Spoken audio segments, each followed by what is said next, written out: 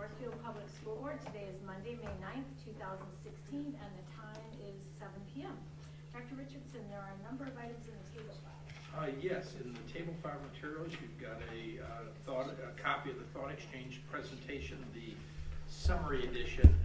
You'll get more information in the presentation, but this is kind of the overview of the Discovery Step on facilities. You also have a copy of the 16-17 proposed child nutrition budget. You've also got a number of personnel items, including leave of absence, advancement of licensed staff, tenure status, advancement of licensed staff to third-year probationary status, and advancement of licensed staff to second-year probationary status. Okay, thank you very much. If there's no objection, we'll add these items to the agenda as we move forward. We now have an opportunity for public comment. This is a chance for anyone residing in the Northfield Public School District to address the board.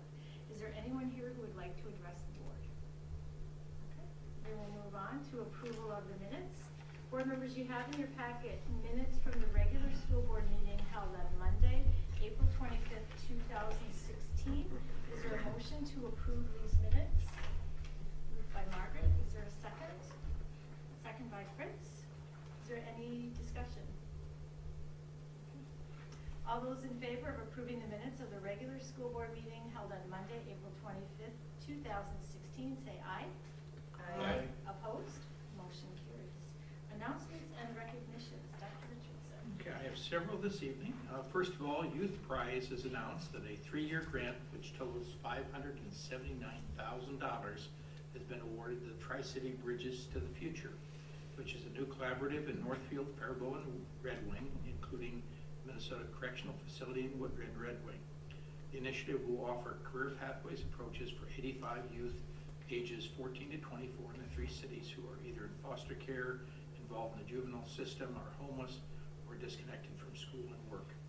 HCI will serve as the convener and backbone organizer for the coalition. Lead partners in the project include Northfield and Faribault Public Schools, Rice County Family Services Collaborative, Workforce Development, Riverland and South Central Community Colleges, Minnesota State College, Southeast Technical, and more than 20 local businesses and community organizations. It's a very exciting 3-city collaboration that will provide additional resources to youth and young adults served through the Northfield Area Learning Center and also Northfield Adult Basic Education, as well as those living in Faribault and Red Wing. So just an outstanding opportunity for our 3 communities. Second, I'd like to announce that Wednesday, May the 11th, is National School Nurse Day. We have an excellent nursing staff, as you know, here in Northfield. They're the best, and we want to let them know how much they're appreciated. Also on Wednesday, April the 20th, our work experience coordinator, Joe Jorgensen, took 5 students from the high school work-based learning program and 1 student from the STEP work program to Austin, Minnesota to participate in the Work Skills Challenge Day. This event was a collaboration between several school districts and various transition-related agencies from southeastern Minnesota. There were 30 students present representing Austin, Albert Lee, Southern Minnesota Education Cooperative, and the Northfield School District. Participants had the opportunity to gain information from local employers as well as employment support agencies that serve our region. They had the opportunity to meet new people and connect with agencies that may be able to help them be supported in their employment search. In addition, the students completed job interviews, applications, and general work knowledge tests and were ranked on their performance in each area. 3 of our high school students placed in the top 3 in 1 or more areas. Top performers from the group included Anna Rusa, who placed 1st in interviewing, Cheyenne Thomas McCarty, who placed 2nd in interviewing, and Jessica Rose, who placed 2nd in general knowledge and 3rd in applications. Overall, the students seemed to enjoy the experience, came away much more confident about their ability to navigate the job-seeking process. Also, Northfield Public Schools applied for and received a grant from the Minnesota Department of Education titled Implementing Multi-Tier Systems of Support with Fidelity. It's a federal grant opportunity. The grant is a federal grant. It's administered and awarded through MDE. The grant is for $30,000 for the coming year. The purpose of the grant is to analyze reading instruction at 3 elementary schools to determine strengths and weaknesses of the reading program to create an action plan to improve discovered weak areas. There were only 3 grants available in Minnesota, we're very grateful and excited to be one of the 3 school districts to receive that grant. And I have a last announcement that requires me to play something here. So this is to one of the members of the board who, once we play this, I think will need no introduction in knowing what's there. Here's a little video. Here we are.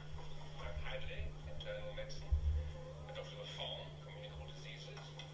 Dr. Boyer, bacteriology. And Dr. Stinson, Marston and Gill of the Northampton Trauma Institute. And Dr. Ian House of the Zurich Relief Fund. These are our newly arrived surgeons, Drs. Trowbridge and Greenbaum. Doctor. Doctor. Doctor. Doctor. Doctor. Doctor. Doctor. Doctor.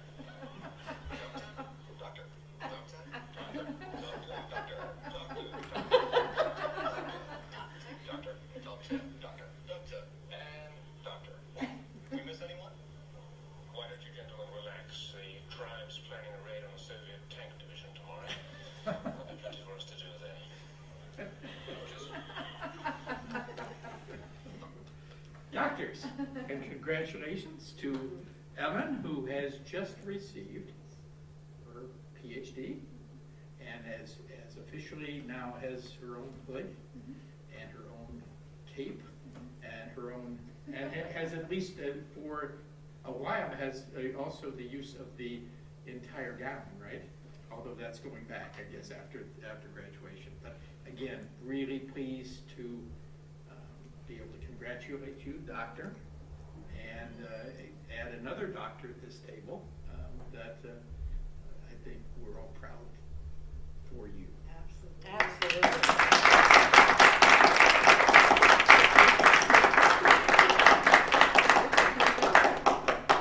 Thank you, doctor. You're welcome, doctor.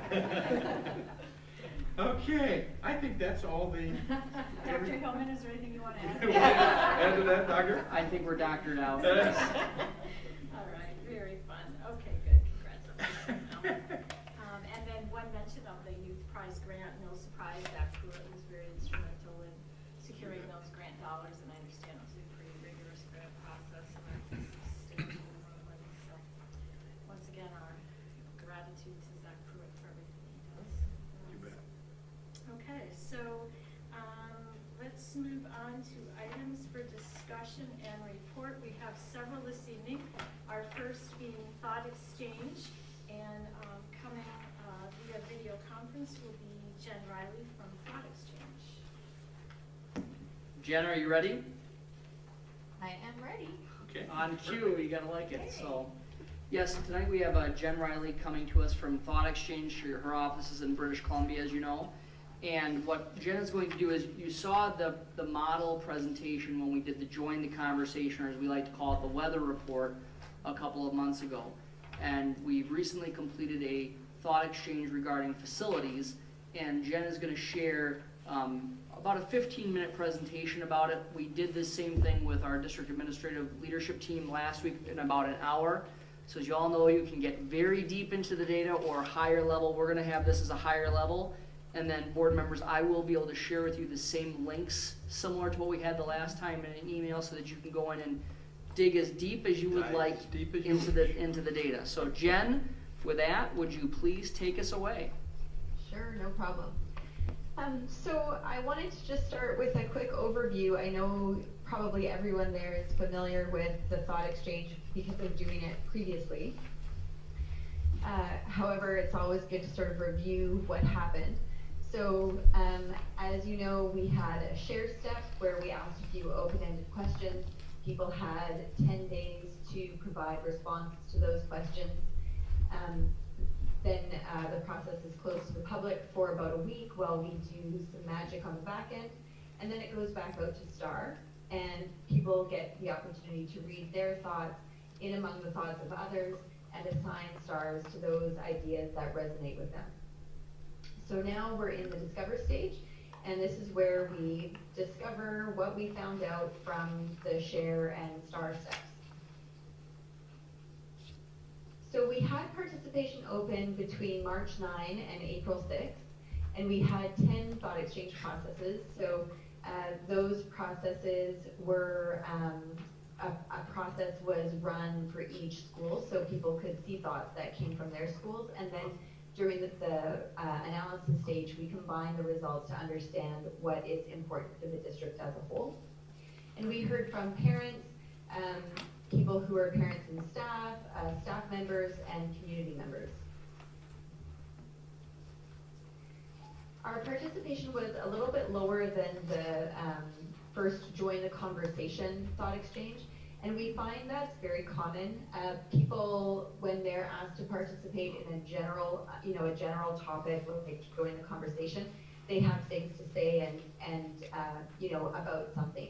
Whereas we find usually slightly lower participation for specific topics like this, and it also required quite a bit of engagement from participants in terms of having to read some background materials and that type of thing. Overall, 942 thoughts were contributed and almost 38,000 stars were assigned. And Jen, if I can just make one point, many of you attended several of the 27 meetings that we had conducted over about an 18-month period. In case you need the numbers, 584 is a lot more than the people who came to those meetings. So even though it's less than what the Join the Conversation was, we have significantly more participation than we did in nearly, a little more than 24 face-to-face meetings. I'll also maybe add, if anyone has questions as we go through, feel free to stop me at any point. I'm happy to pause and answer your question while we're in the presentation. Don't feel like you need to hold your questions till the end. This is the demographic breakdown. And I think this is fairly standard for, for any of the districts that we work with. The majority of people were parents or guardians. We had fairly equal participation between staff members and people who are both, I just found a typo. That's embarrassing. Parents or guardians and staff. And then also we had a number of community members who didn't fit, who aren't parents, aren't staff members, so who aren't specifically tied to a school. And then a couple people who indicated other in their response. So these are the questions that we asked, and after I show you this slide, I'll just quickly show you the what we're talking about when we say approach A and approach B. I'm sure you're all very familiar with it, but just so that we go into the conversation with the results talking about the same thing. So we shared information with respondents about the two approaches, and we asked a very open-ended question, just asking, what are your thoughts on approach A? What are your thoughts on approach B? And then a wide open question asking for people's questions. And we asked this because we found in scenarios processes for facilities that it's helpful for the district to understand where there's still confusion, what questions people have, because it can assist with communicating with your constituents in ways that really matter, in terms of being able to answer the questions that people have, and not just the questions we think people might have. So here's just the reminder about which was the first approach and which was the second approach. So in the first approach, we have the independent action to upgrade facilities. And in the second approach, we were looking at the interdependent actions, and which of course involved the creation of a new elementary school and a new high school. So what I wanted to do for the key findings was just give you a big picture, as Matt said, some of the things that stood out the most to us when we did our analysis. And as Matt said, he has the web report that he's going to share out with all of you, and you can dig in, to those findings down to the detailed level. So for tonight, I just wanted to give you a broad overview. So when we asked the questions about what are your thoughts on approach A, the greatest theme to emerge were thoughts around it being a short-term solution. And what I mean by thoughts pertaining to short-term solution are thoughts like these. And I just want to say I have no visual cue that you're done reading, so maybe if someone could just say, go ahead, I'll advance the slides. Go ahead.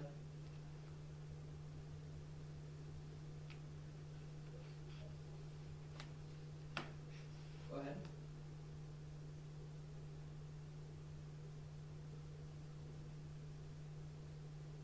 Go ahead. In terms of the next theme, we actually found that the second strongest theme that emerged in asking people about Approach A were actually thoughts about a new high school, which we found interesting, of course, because there was no new high school as part of Approach A. And it was quite a strong theme. So here are some thoughts that emerged from that theme.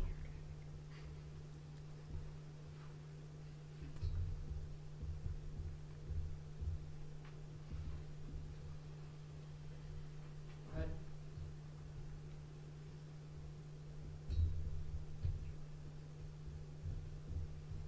Go ahead.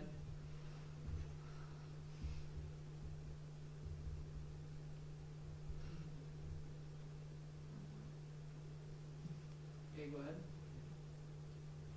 So these are all, just to remind you, for anyone who wasn't in our last Thought Exchange Discover call, these are actual thoughts verbatim that people submitted. So I haven't edited them in any way. They're what was submitted by participants. The third theme to emerge was around synthetic turf. Sports was a small piece of it, but primarily around turf.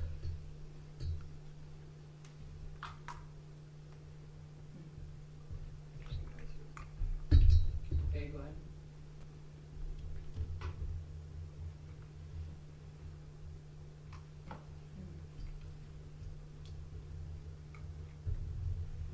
Okay, go ahead.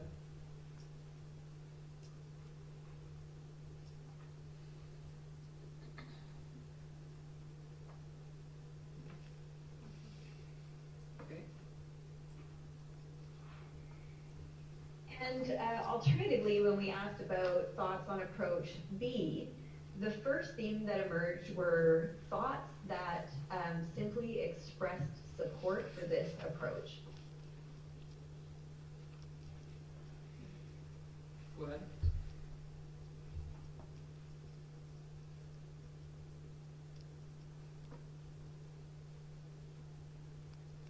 All right, go ahead.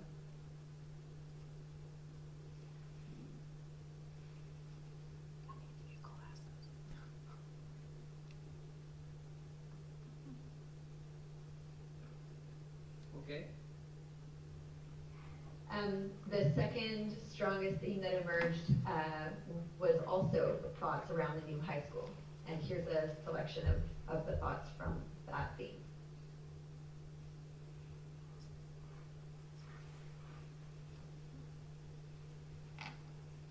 All right.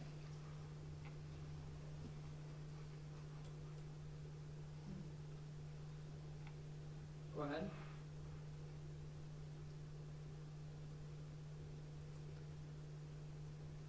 Okay, Jen, go ahead.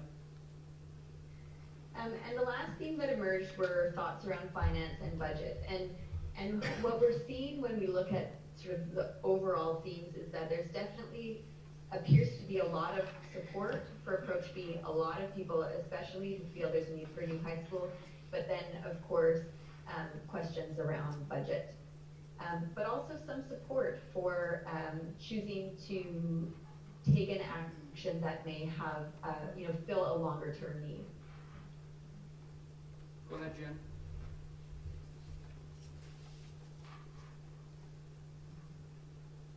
Go ahead.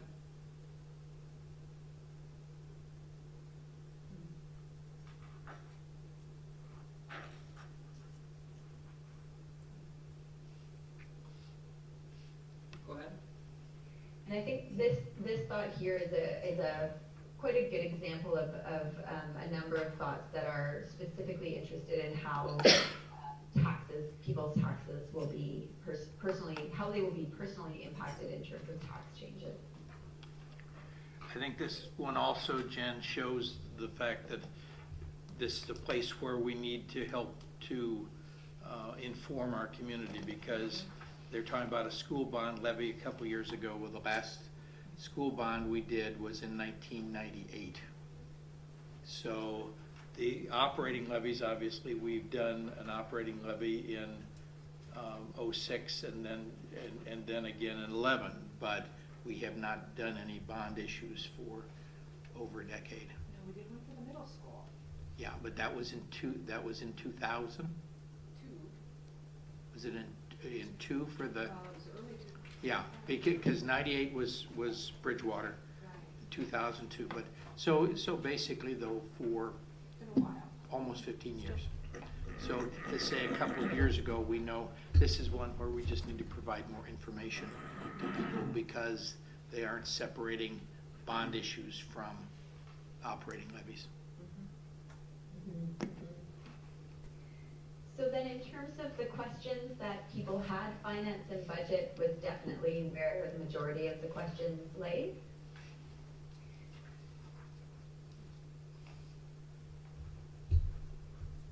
And these really mirror the thoughts that showed up in the previous question. Okay, go ahead, Jen.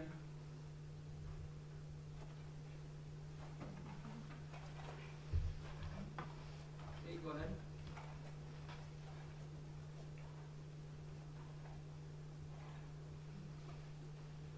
Okay,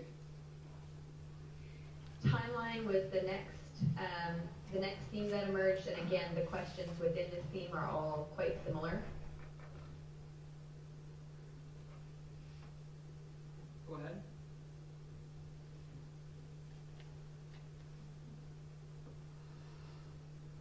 Go ahead, Jen.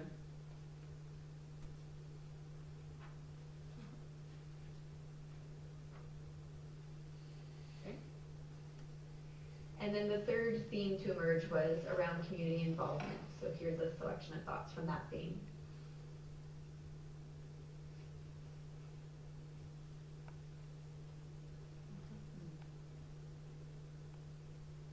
Okay.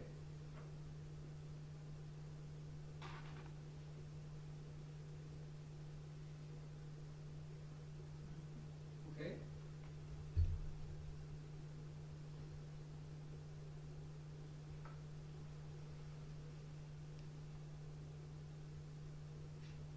All right.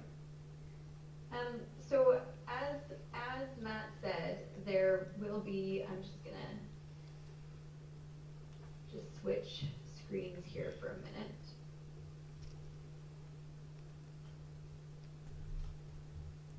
And pull up the web report for you, which doesn't want to come up. Hang on one second. Can you see that? Yes. Okay, so I just wanted to bring this up. So this is the link that Matt is going to send around. And what this gives, which my presentation did not, is some of the information in terms of how many stars each theme received. So you can see the relative importance to the community. And so within each of these, and this is, I'm not going to spend a lot of time reading through these thoughts on this screen, but what I wanted to do is just go over it with you so that when Matt shares that web link, you can navigate the site and know what you're looking at. So for each of these themes on the left, you can expand the theme and maximize it to see all of the thoughts that came from that theme. And so as you know, I shared a selection of the thoughts from each theme to give you an idea of what's there. But reading through the thoughts is also very helpful in terms of understanding. And also you'll see, of course, that there are many other themes that emerged as well, and I shared just the top few with you. So it's just to give you, when you look through here, you're going to get a much deeper understanding of the results of the thought exchange. If we look at question 2, again, you'll see, the top 3 themes were quite a bit stronger than the others, but again, there's also a lot of other information here in terms of the thoughts that people submitted. And then again, for the questions.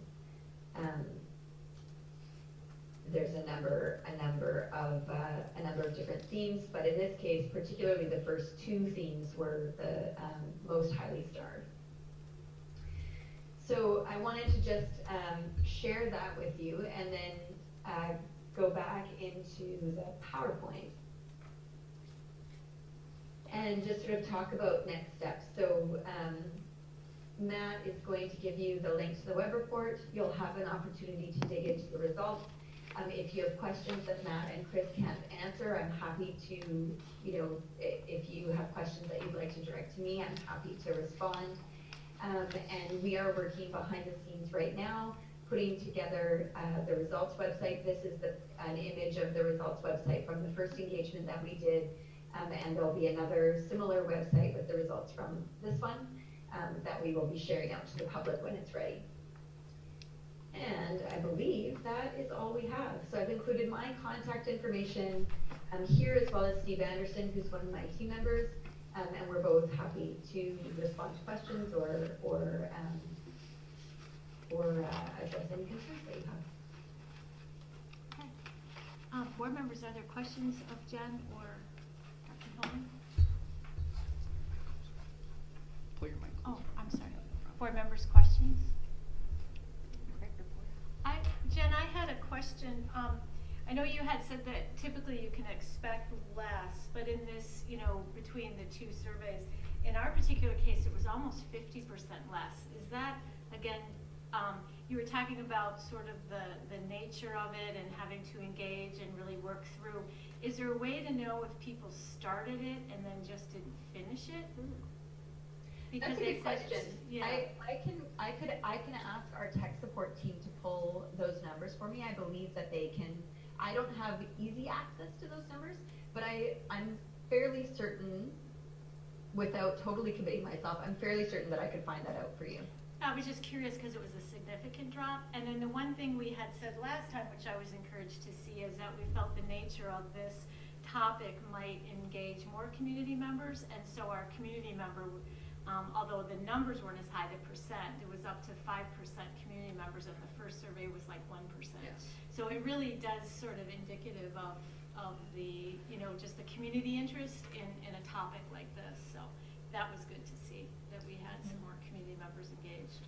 I think, the key thing is to know that we've also tried to use a number of our partners to get the word out. So, things like the chamber organization sent this information out for us. Rotary communicated it for us as well. HCI, a handful of other groups that we've been able to connect with to try to push the information out to folks.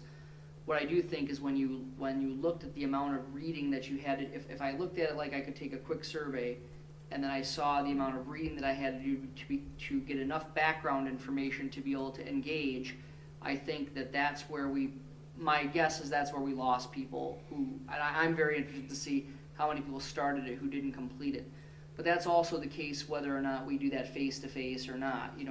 I think sometimes you think about the amount of time a person might they'd have to give up to come to a community meeting, and they choose not to. Maybe we definitely caught more people with this process, but it still isn't, we still don't have that grand number of people that we would like to have. But I think the thing that I really like about this and that you're going to find in the web report is that I really believe this strategy provides context around the data, because instead of chasing thoughts that maybe only a couple of people have, we can see how many people started and what the average number of stars that people gave to it is. So the fact is we're able to really see, among the people who participated, this was really important. And I think that provides us some great information as we begin to develop now finally the final draft of the facilities plan, based upon this information and the previous information that we've gotten from those face-to-face meetings. So we're in a better place than we were, for sure. Oh, absolutely. Absolutely. As you had said, this is, significantly greater than when we asked the community. I was just curious because of the nature of the questioning and the comprehensive nature of the surveys. Thank you. I think the other thing that's really important as we look at this is the fact that because these questions continue to be open-ended like they were in the first survey, you got a very different feel from the data coming back here than you would have if you'd simply done a survey monkey type survey where you have to really create a specific thing to which people answer yes or no. People did have to engage, they did have to think more with this, and yes, I agree, we got less people than we would like to have had. However, 10 times as many people as we had for all 27 engagements that we tried previously, we think is still a really solid number. And I think as important in this one as it was in the first one is the questions that got asked. Because I think that's really going to help us as we think about what things do we need to share with the community as we're tying this up and really looking at the direction we want to go forward, and really having a sense of what are those questions that people have about what's it going to cost, when would demolition occur, what are all the kinds of things that people are concerned about when they look at the possibility of modifying facility or building a new facility. And so I think even though the numbers are not as great as we might have liked, they're so much larger than anything we've had before. And I think the depth of information, just like last time, is going to give us a lot of good data to use to build the plan. Board members, other questions or comments? It's a great report, great tool. Well, thanks, Jen. Appreciate your time. No problem. Thanks for having me. Take care. It's a wonderful process. Well, I'm glad you could engage in this. All right. Thank you, everyone. You And bet. I look forward to hearing any questions if you do want to follow up. Sounds good, Jen. Thanks so much. Thank you. Thanks. Bye-bye. Bye-bye.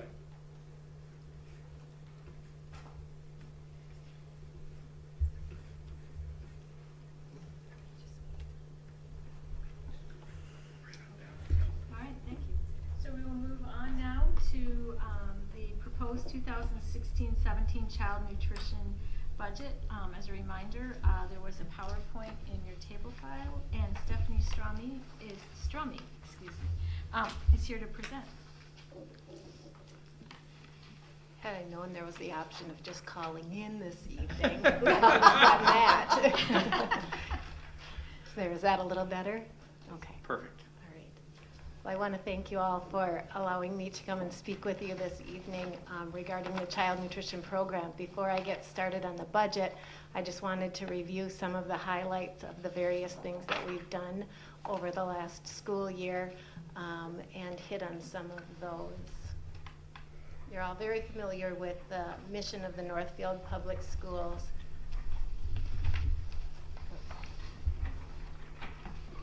Did you turn it? I switched the batteries. Is the green on the side? Turn it on.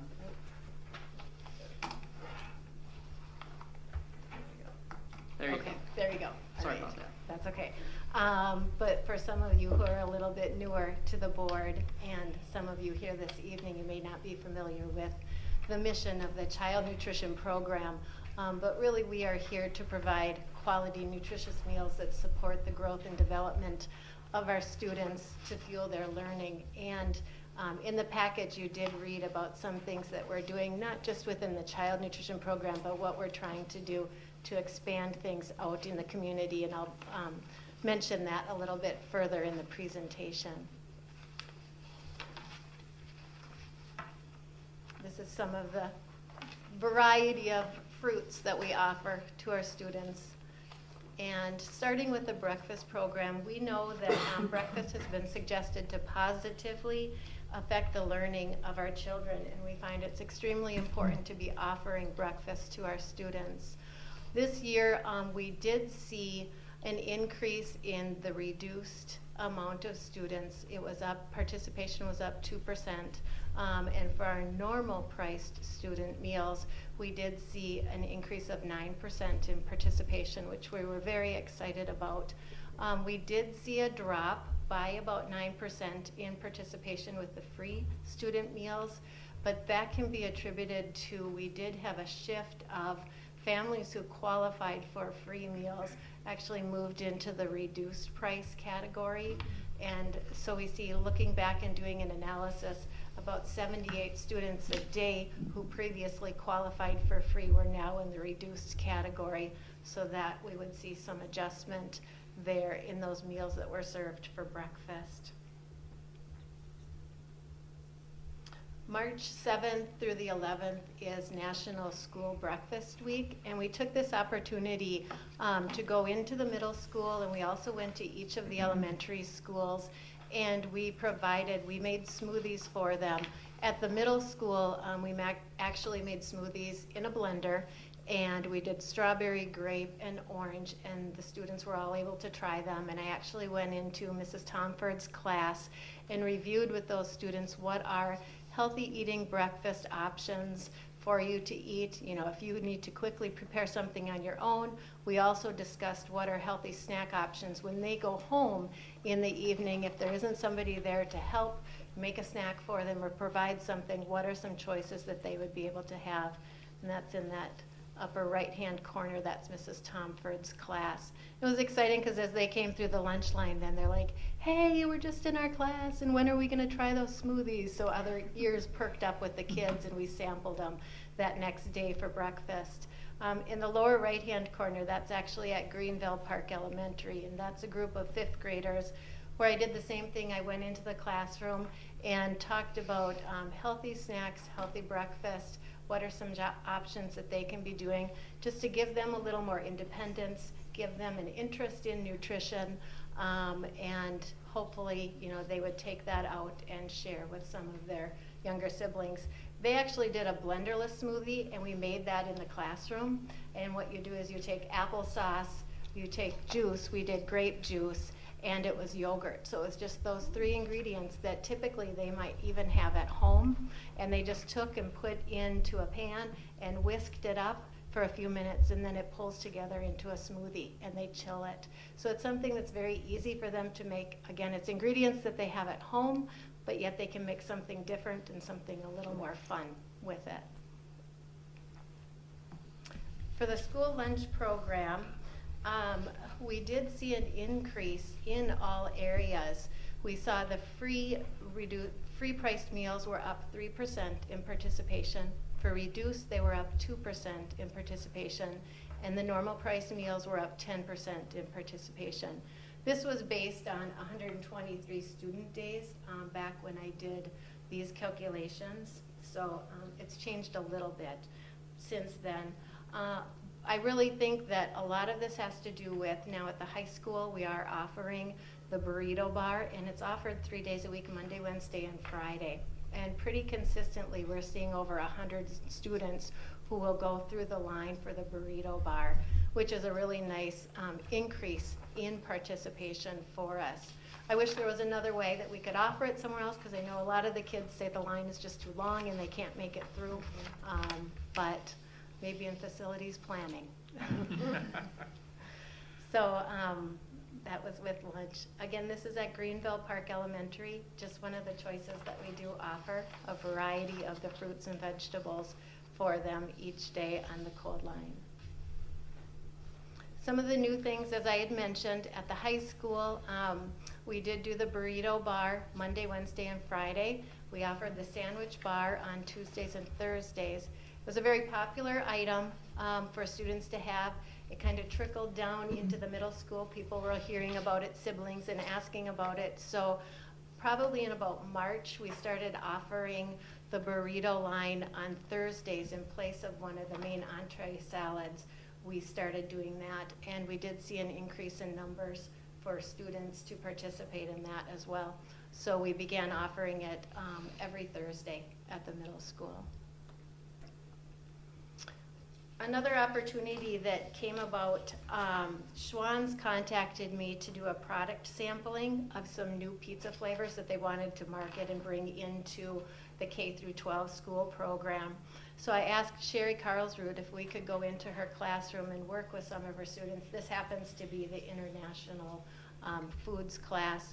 And so the students were able to sample the product, learn about product development, all of the different stages. They took a quiz, and then they also took a survey on those items, and they were able to send that then out with the marketing department. We also had, the broker was there, the manufacturers were there, various people from Schwann's. I had asked them when they came in if they could speak to the students on what are some career opportunities in the food industry rather than just maybe being a chef or, you know, somebody who works on the line or a server. What were some different opportunities that they might be able to have since they're in classes that involve food? I thought it would be a nice opportunity to introduce those professions to them. Back on the lunch here with the students, I just wanted to mention each menu rotation, we did a fall, a winter, and a spring menu rotation. And we brought in some new items, sampled some new things. This was a pizza burger. And one of the students at Bridgewater, as he was walking through the line, said, "This looks like a volcano." It was a bread bowl, and then we had put the pizza toppings in it and melted cheese over the top. So we ended up changing it to Pizza Volcano on the menu, which was just kind of a fun thing to throw in there for the kids and entice them to try something new. Again, we were able to participate in World Language Week with the World Language classes, and we focused on each different class. We did United States, France, or French, China, Germany, and Mexico. And you can take a look. This was the German meal that we offered this year. Again, we had the opportunity of a broker coming in and a manufacturer coming in and providing some of these meals, cooking the meal for us. We did a red cabbage. Most of the kids didn't really know and they didn't want to take it, but when you said it was like sauerkraut, then they were a little more open to trying it. We did the applesauce. We did the sausage and spatzel for them to try. And then to represent China, we did the orange chicken with the whole grain vegetable fried rice, oriental vegetables, whole grain egg roll, and mandarin oranges. One thing that came about in the thought exchange process was some parents kind of expressing that they didn't maybe know what things were being offered in the schools for the school lunch program. They see the menus, but they're not always, you know, coming in and trying the foods. So I did send out a message through the Skylert program to all high school parents acknowledging what we had done for World Language Week, what the menus were, and I did include some photos for them, just so they would see what are some of the things that we're doing through the Child Nutrition Program. Again, we participated in Farm to School this year. If any of you looked at the menus this fall, you may have seen the symbol with the Minnesota, state of Minnesota on there. And what I did was anytime we provided an item from a farm or, you know, a farm to school item, I would put that little symbol there. Again, so parents were aware, students were a little more aware of what items were farm to school items. And then on the menu, I listed out where those products came from. And it's kind of fun because, you know, typically we know we get the apples here from Fireside Orchard, but there's things from Stewart, Minnesota, Cannon Falls. You'll see the turkey breast, which is from Ferndale Farms, the hot dogs from Thousand Hills. So a lot of these farms are close and local. The purple carrots from Open Hands Farm, we did that on Halloween. And I think Margaret and I heard you mention at one time something about trying the purple carrots. They were wonderful. So this is a picture of one of the meals that we offered, and it was with a squash and then an apple from Fireside Orchard. The Summer Wellness Challenge is an opportunity that I'm very excited about. Kim Brisky came to me, our Director of Technology, and had a wonderful suggestion about tying in technology, which we know students are very involved with using, but we wanted to also create an opportunity for them to do a wellness program around it during the summer. So what our plan is that we got together a group of healthcare professionals that are also parents in the community and people from the various wellness programs in the community. SHIP, Zach Pruitt is involved in it, and we're developing the Summer Wellness Challenge for the students. It's primarily going to be for secondary students because they will have access to their iPads over the summer. But we're trying to figure out a way that we can engage students of all ages to be able to do this.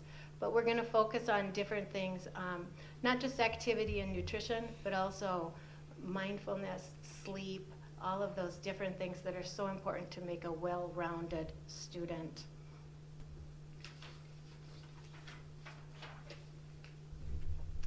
Now, on to what you've been waiting for. For the revenue this year for child nutrition, the 2016-17 proposed budget, it's actually based on actual participation. We don't know at this time what the state or federal reimbursement rates will be for next year. So to be conservative, we're assuming that it's going to just be similar to what it was this year. We don't foresee any huge changes in reimbursement. Typically, we have increased meal prices every other year, but it is our goal to provide quality, nutritious, and affordable meals for all students. So this year, we're not planning to raise the meal prices, and we did increase them 15 cents last year per meal, but we will not be doing that this year. This year, there was a revenue shift from a la carte to student meals. As I had mentioned in a previous slide, we saw an increase in meal participation across the board. We did see a slight decrease in our a la carte sales because of the increase in meal participation. And this is great because we get more reimbursement from the federal government and the state government. However, it offsets, the revenue margin is less. With a la carte sales, we receive more money, and the revenue margin is less with the sales from meals. Another thing that had an effect on our revenue this year was the fact that we had 2 snow days and the lower attendance days because of the hockey teams going to state. We were thrilled that they went to state, but we estimated that we lost approximately $24,000 of revenue just based on those 2 days and then that hockey tournament. So, but all things considered, with those things in mind, we are estimating that our revenue for this year will be around $2 million.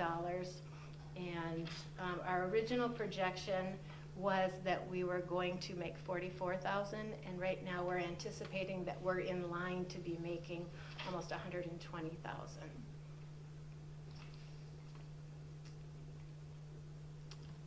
With the expenditures, after consulting with our food vendors regarding the expected market for 2016-17, we're assuming that there will be about a 2 to 3% food cost increase. Over the last 3 years, we had spent down our fund balance with the remodeling of the high school. Last year was the last year that we had those costs involved, and so we did decrease the amount of equipment. You'll see the difference there. In 14-15, it was at $154,000, and now for current year and next year, we're just proposing around $30,000 for that.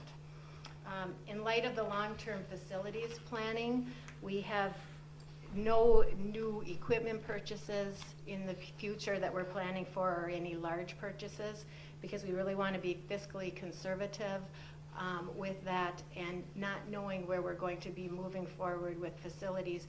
We don't want to purchase a piece of equipment, for instance, a dishwasher that would be outdated in a few years and we wouldn't be able to use it in another facility.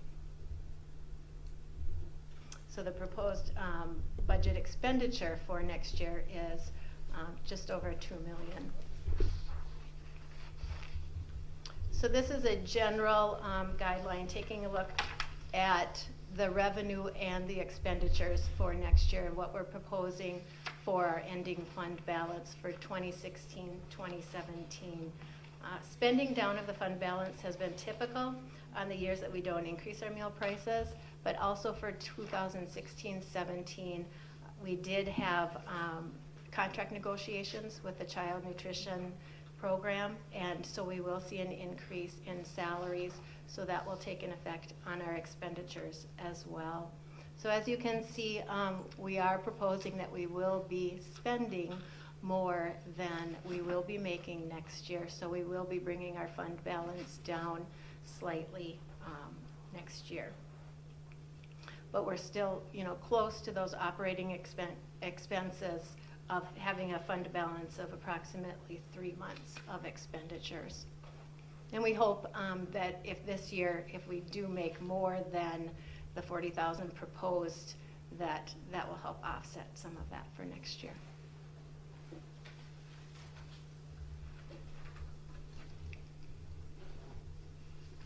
And then this was just a graph that we had put together, kind of showing the variances of, what has been typical in the historical trends of the child nutrition program. You'll see down with the fund balance where it really drops the 2011 to the 2014. That's where we had the costs of the high school being built. And then the trends of the expenditures around 2010, that's where the Healthy Hunger Free Kids Act started. So we saw a lot more expenses because of the demands of adding in more fresh fruits and vegetables, the whole grains, and really changing our program. And then this was a photo of Sibley children having one of the farm to school meals. I believe it's actually the same meal that I showed earlier on the farm to school slide. All right. Thank you. Are there any questions? Board members, questions? Ellen? So first, I really appreciated all the extra details about the things that you're doing with Schwann's and the career piece, in addition to just the child nutrition. One of the things that you touched on, Stephanie, was the time and lines, and I wondered, how does that get monitored, like whether students are having enough time to eat? Is that something that each site kind of looks at, or I know with the bubble coming up to the high school that might have been part of it. Yeah, I think, well, each year, and I have several of the elementary principals here behind me, but I think the elementary students typically have enough time to eat. We kind of look at that, but it makes it more difficult when you get into the high school and the middle school just because of the choices that are offered for them. One thing that I have noticed at the high school is a lot of the students, if the lines are longer, are kind of sitting at the tables and maybe having that socializing time, and then once the line gets down, then they're going and getting in line, which is nice because they're still having that opportunity then to visit with their friends and talk about things that have been going on for the day and not spending that time waiting in line. We've looked at, would there be a way of offering that line, the burrito line upstairs, and it just wouldn't be because we have about 500 students who go through the line each day and get the main meal, and by taking away one of those lines, it would just increase, the amount of lines there. So, and we really don't want to take away the salad bar. We have about 200 students a day eating the salad bar now at the high school too. So, Thanks. Other questions? Margaret, comments first. This is amazing to me because the basic we ask is just that somebody feeds the kids for within budget, but to go above and beyond with World Language Week and Farm to School, I think that's amazing.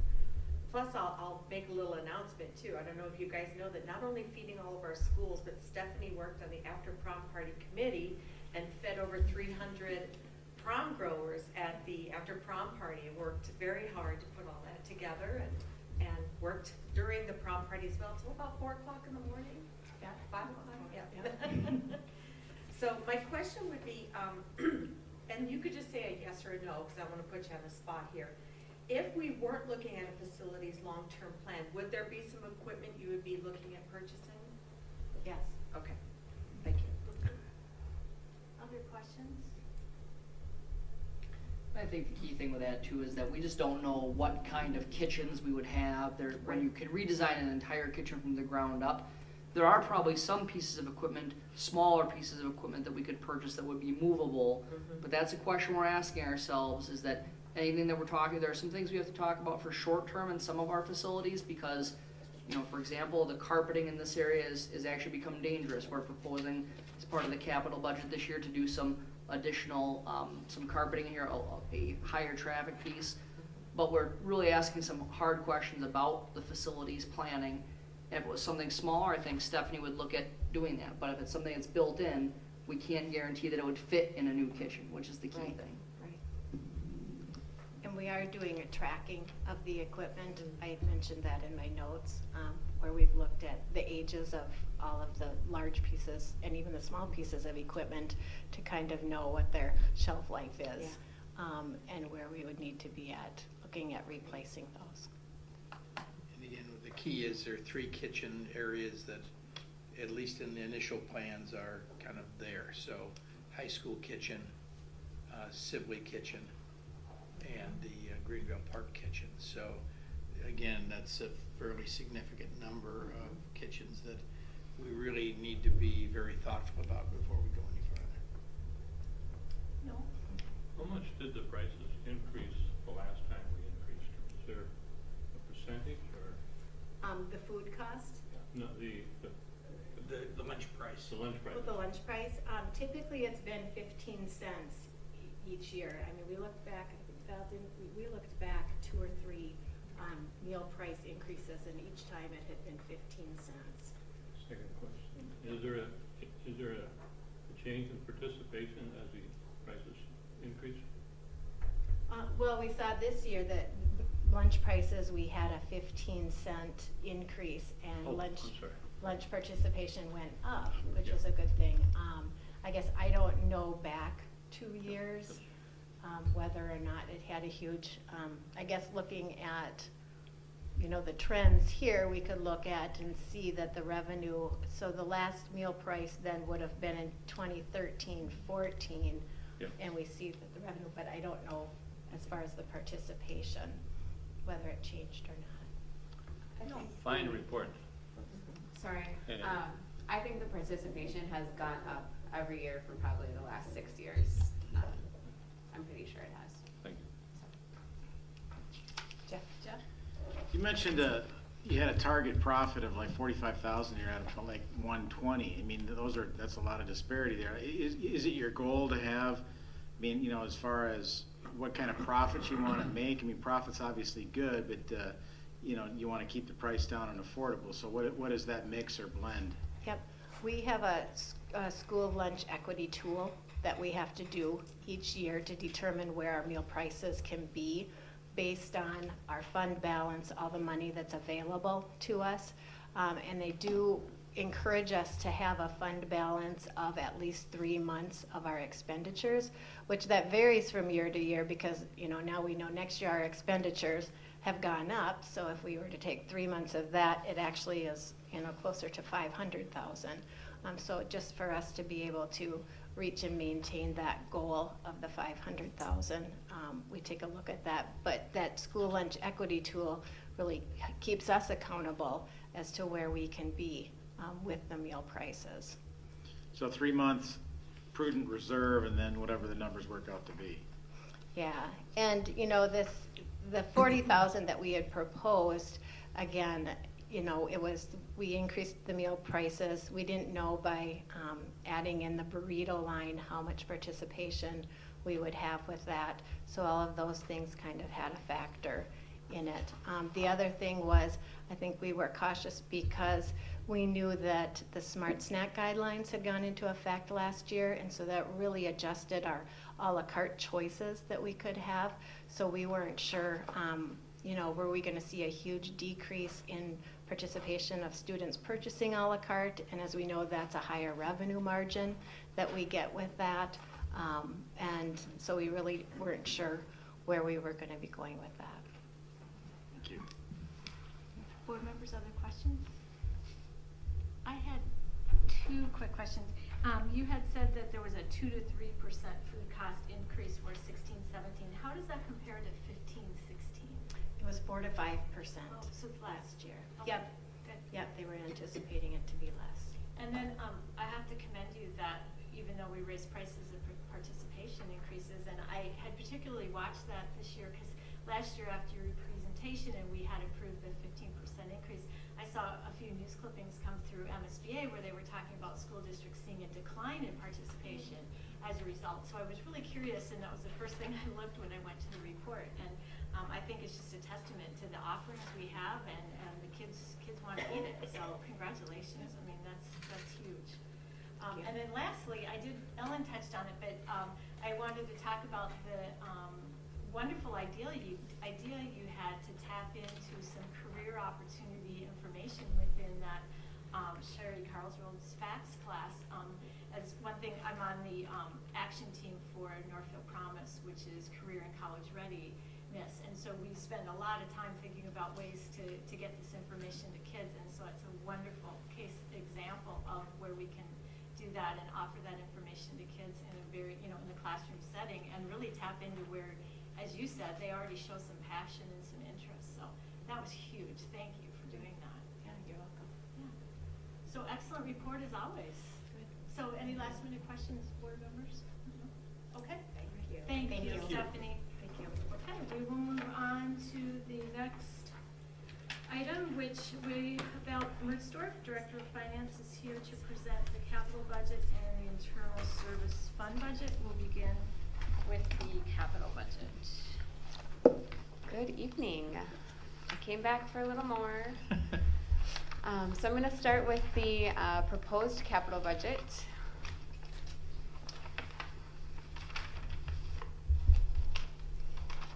She shut it off on me. Conserving battery life, she's efficient. All right, so just kind of a general overview about what our capital budget is and what we can do with it. It does have 4 revenue streams that look a little bit different than last year. Our operating capital is something we've had now for a long time. It is a mix of levy and aid that we receive. Our lease levy is basically just the amount we lease for a couple. We have about 8 different leases that we lease levy for, and that is strictly levy. Our capital levy is the voter-approved $750,000. And then new this year is the long-term facility maintenance revenue. This new program is actually combining the deferred maintenance and the health and safety programs into one new program, and also the alt facility program, which we didn't really get to participate in, so I didn't mention that, but that is also part of the new revenue formula. That, so that'll be new for fiscal 17. That was, I don't know if I specifically mentioned it, but we did actually levy for it this past August. So we kind of had an idea of how much we were getting. It is a portion of the general fund, so it'll be included in my presentation at the next meeting, but we do actually ask for approval of this particular piece of the budget at the next meeting because there's such a limited time frame to get summer projects done, and they like to have the go-ahead to do that as soon as possible so they can start getting that all set up and in line. So each revenue source has a specific list basically of things that we can or cannot purchase with it. Most of them are basically things to keep our buildings in order. We can't build classrooms, we can't build buildings, no real new stuff unless it's replacing something that was already there and just basically replacing it. So that's kind of it's limited to what we can do with it. And then there's a few things that we automatically pay for out of capital each year.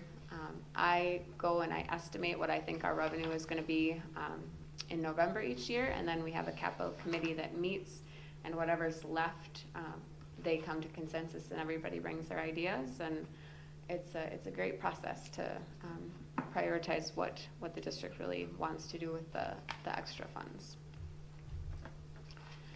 So this is what our capital funding looks like as a percentage. It looks a little different, again, than last year. Our long-term facility maintenance is actually now our biggest piece of the pie at 30%. This is about $250,000 more than we were getting from deferred maintenance and health and safety together. And we have quite a bit more flexibility with the dollars. So this is a really exciting revenue stream. I know it's probably like an oxymoron, but it is exciting.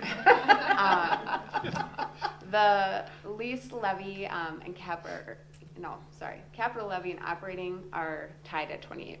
That is the bulk of it. And then the lease levy is the smaller portion, and the amount for health and safety health and safety is all levy. And you may remember that anything levy is like a 5-year cycle. It's 2 years from the time that you levy it to when you actually get it, and then there's a 3-year adjustment cycle on the back end after you've received it. So this 30,000 is one of those adjustments coming through.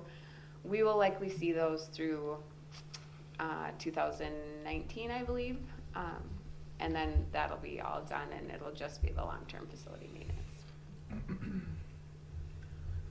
So this is what the projected revenue is looking like. About 930,000 is our actual operating capital. And if you recall, at the last meeting, this negative adjustment for the capital facility bond is our payments for those that they are on our debt service, but they are not paid by the taxpayers because it actually reduces our operating levy on this side. So that number last year was about 423,000. So we have seen about a $250,000 increase in our operating revenue as well.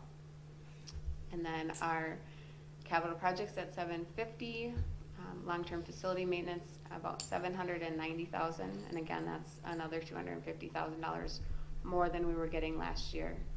Our lease levy has been really consistent, about 330,000 each year, and then the adjustment. So we're looking at about 2.6 million for the total revenue. So the required commitments are the things that we have just typically always paid for, and there's a handful of other ones, but for sure the lease facility, we're lease levying, we have to pay for the leases out of there.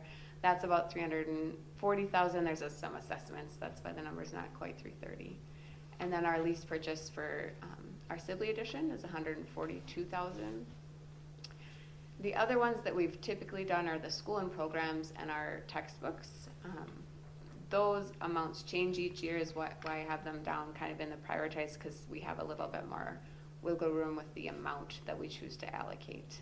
But we do usually always do those out there.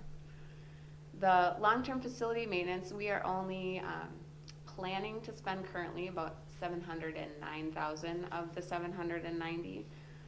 The really great thing about this particular new revenue is it's a restricted fund balance, and so we can grow the fund balance, and there's not restrictions like there were with the health and safety.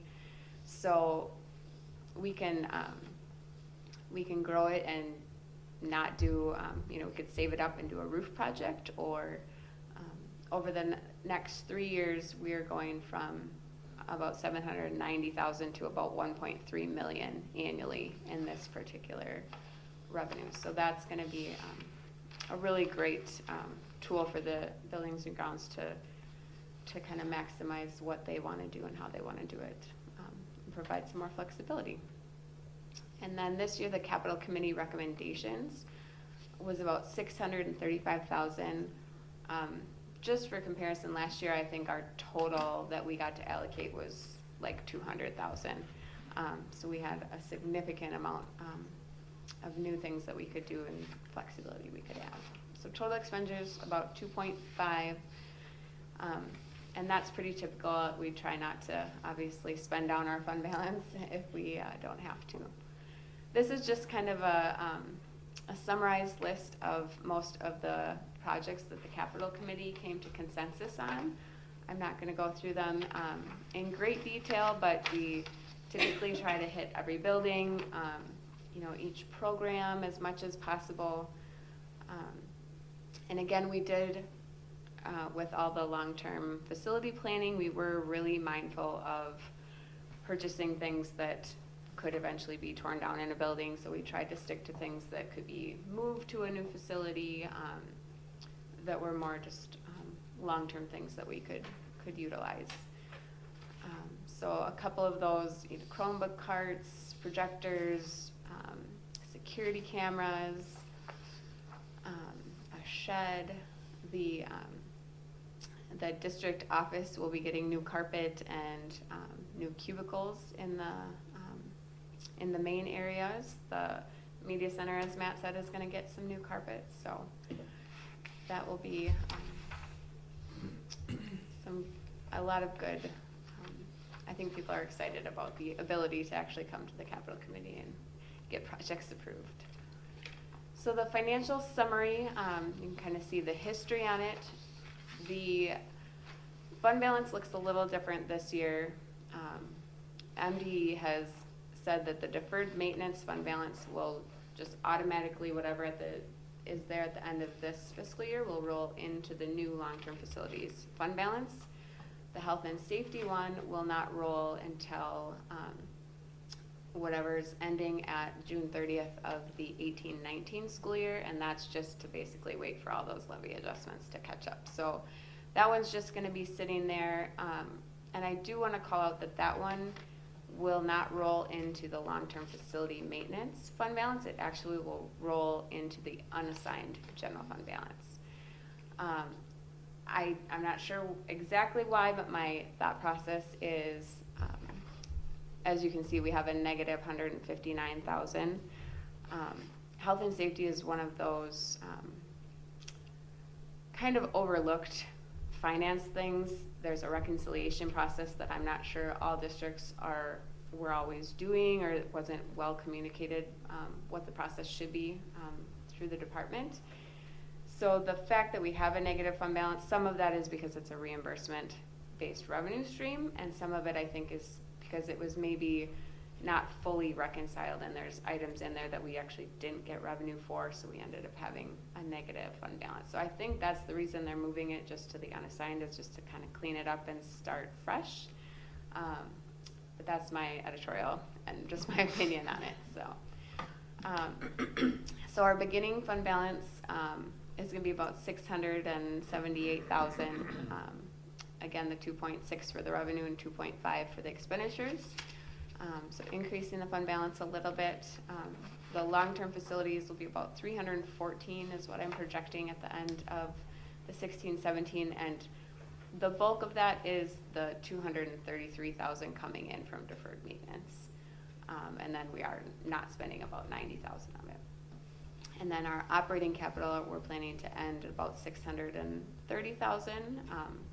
As a reminder, our goal for that fund balance is about 600,000, so that's above that goal, which is great.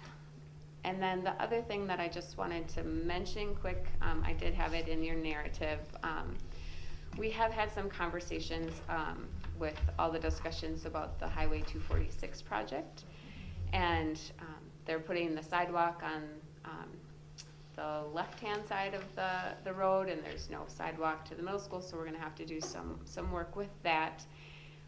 And since there's going to be work going on, one of the louder things that we've heard is, you know, the driveway at the middle school, and we have had conversations about just spending down some of our capital fund balance to address that at the same time we have work going on. If it's already going to be a temporary you know, closure or whatever it's going to be, that might be just a way to kill two birds with one stone, and we have the ability to do that. The estimate we had was about 200,000. So that's just something that we're talking about that I wanted to just kind of give you a heads up on. If we chose to go that route, we would obviously bring back a revised capital budget to get authorization to do that. So. So the key thing with the 246 piece is you got to remember we do the prioritization of our capital funding in December, and we all know we've had some significant changes because the thing we never thought would happen, MnDOT approving a speed zone change, actually took place. And so the crosswalk is going to go at the Anderson intersection. I'm just looking at, I'm pretty sure it's Arbor or Anderson? I think Arbor. It's Arbor. You're right. I think We it's Arbor. went back, so it's at the Arbor, which is right across the street from the middle school. And the way that the city is looking at doing that crosswalk is it would be as you face the driveway, as Val said, on the left-hand side.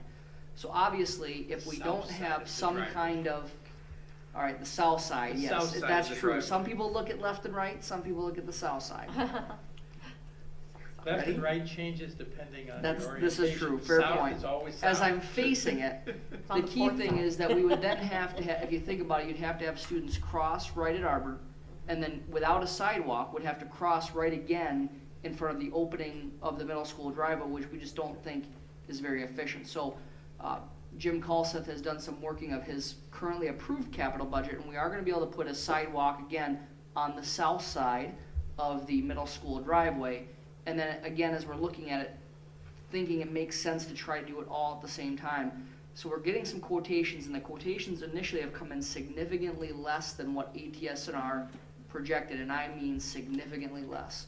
So there's some pieces there. There's also some work that we have committed to helping the city in terms of some of the site and grading work that would need to happen for the crosswalk to take place, and also suggesting that we would participate or do some cost sharing in what they call the responsive signage, like we have out by Sibley on Maple Street, so that people can see what their speed is compared to what the posted speed limit is. Those things together, we think, get us a long way to helping address some of the significant concerns that we've had about the middle school entryway and the crosswalk. Why is the crosswalk at the south side of that intersection and not on the north side? Because there is a sidewalk there. Well, the interesting piece is this would be now on the northwest side. There is no sidewalk coming out of that neighborhood on the north side of Arbor. So the city would have to do some work there. In addition, it's really been a really great discussion with our local police department, and what Monty Nelson will tell you is that if you were to try to put the crosswalk on the north side of the driveway, drivers are less likely to pay attention to someone in a crosswalk when they're making a right-hand turn right into it as opposed to a left-hand turn. So Monty, his recommendation is he would like to see the crosswalk on the south side in addition, because the data suggests that drivers are going to be paying more attention when I'm crossing traffic as opposed to just making a right off of a regular intersection. And this is an area where I'm not an expert in, nor is anyone here, and I think Monty is, so we really listen to what he has to say in terms of that particular decision. And we really don't have a say in it, because the city is gonna put the crosswalk where they wanna put it. You know, that was not a choice that we had, and I believe MnDOT was involved in that as well. But this is a result of good stewardship, because to do it meets all the criteria for what you use fund balance for, right? It's a one-time purchase with no tails, and it's gonna have a significant increase of student safety. So for my things of fund balance, it meets all the check boxes and criteria. So we will bring that back specifically for you to approve, because that's not part of the current budget. I just want to reinforce, we have no choice in this at all. Yeah. And really, for MnDOT to even determine to do the speed limit reduction, they had to identify the placement of the crosswalk. And they did that in conjunction with the city, because the city does not want to put an additional sidewalk on the north side of Arbor. There's a sidewalk already on the south side. And I absolutely agree with Monty that people who are just making that right turn into on a turn lane turning in are going to be much less focused on what's going on than if you were on the other side of the street and have to turn through opposing traffic to get across that line. So I do think in the end it will be a much, not only more efficient for them, but it'll be much safer for kids who are choosing to cross there. I think it's important to note too that we have committed to staffing that crosswalk. We can't have a crosswalk without someone who's staffing it, and MnDOT, part of the agreement was that we would staff it with an adult crossing guard. So we were looking at adding about 15 minutes at the beginning and the end of each day with a paraprofessional educational assistant managing that. And then of course, even with a sidewalk on the south side of the middle school driveway, students will still have to cross the driveway, but we're looking at having them do that much further or much closer to the building. Yet again, we will have to staff that with an adult crossing guard as well. So there is a little bit of an operational piece there, but we don't see how we can do it without having those 2 adult crossing guards. If there's a crossing place for students, we're gonna need someone to help make sure that they are crossing appropriately. Great. Board members, other questions? Ellen? So I have one comment and then a question. So the comment had to do with what you were just talking about, and I think that what we heard when we had the facilities piece, that this was the one unanimous thing, was the driveway, right? Okay. And Nobody's then- arguing about that. And then my question, I think I know the answer, but I think it's important to bring it up, is that in thinking about both of these budgets together, the internal service, you talk about subsec, and you don't talk about it in our capital budget. And that's because we're talking about an employee piece with the internal budget, and we're not going to see anything else else with SevSec in any of our other budgets? Is that why? Well, yes and no. You're on the right track. So for the co-op, we're hiring all of those people, and then we're basically just selling their services to the co-op, so the co-op will reimburse us for that. But their insurance, will be with Northfield Public Schools. So that's why they're part of the internal service fund. The capital budget is for Northfield Public Schools. The co-op has its own budget for equipment and all of that sort of thing. We will see that, but that will be through our special education portion of the general fund. So we won't see that in any other, there's the potential to be kind of some one-time cash flow type things until the co-op's up and running, that could potentially be through our budget, but that would be a temporary, and I'd bring that back in the revised budget once we had more information about that, but that wouldn't be an ongoing, anything that all of the co-op expenditures will just basically be a tuition bill back to us and will reduce our special ed revenue. So, does that answer your question? Yep. Okay. That's great. Board members, other questions? I just had one comment about the long-term facility maintenance, and you highlighted it, but I think it's really a couple things. Our thanks to Senator Dahl, who was really instrumental in getting that legislation passed last year, and I think it's kind of an example of our legislators getting it right, which is always encouraging, because it's really a huge win. So it's really encouraging to see the numbers as they come through and what it will mean for our district. So we thank Senator Dahl and our legislators for that piece, which in our next discussion we won't be as. Well, if you think about it, Julie, the fact is the increase in the long-term facilities maintenance revenue frees up operating capital for additional instructional kinds of things. So there were some things that you saw on the list that Val shared that are all direct instructional components, whether it be Chromebooks or other textbook kinds of, those are the kinds of things when we used to prioritize the capital list, those things were basically up against each other. That we have reduced instructional materials and things up against facilities kinds of things because there's this new specific funding stream that gives us a much more flexibility to address the needs that we have with our building. So I completely agree. I think this is one where the work of C and some other folks really made this something that is going to be very helpful to us long term. And they even had some thinking about it, that you could have a fund balance. You could, amazing, plan for a project. That They equalized seems it. and they did equalize it, yes. Yeah, amazing, amazing. I think No. the other key piece too is, I think, as we look at this whole deferred maintenance piece, we're seeing that it's going to grow over each of the next several years. Think of all the years where when we needed to put roofs on buildings, we actually had to sell a bond. Although it wasn't a voter-approved bond, we had to sell bonds just to be able to put, repair or replace roofs that we had in buildings so they'd be protected. So, the idea not only of having more dollars to spend, but also to be able, again, with holding back and maintaining the fund balance in that area and being able to have that carry over from year to year gives us the ability to address some of those bigger pieces without having to make the operating capital budget strain so much that you can't really spend anything. If you remember, it wasn't that many years ago when we did the last roofing piece that we ended up with a very, very small operating capital for anything else because almost all of our money was going to pay the roofing bond. So this is a win-win, win-win-win.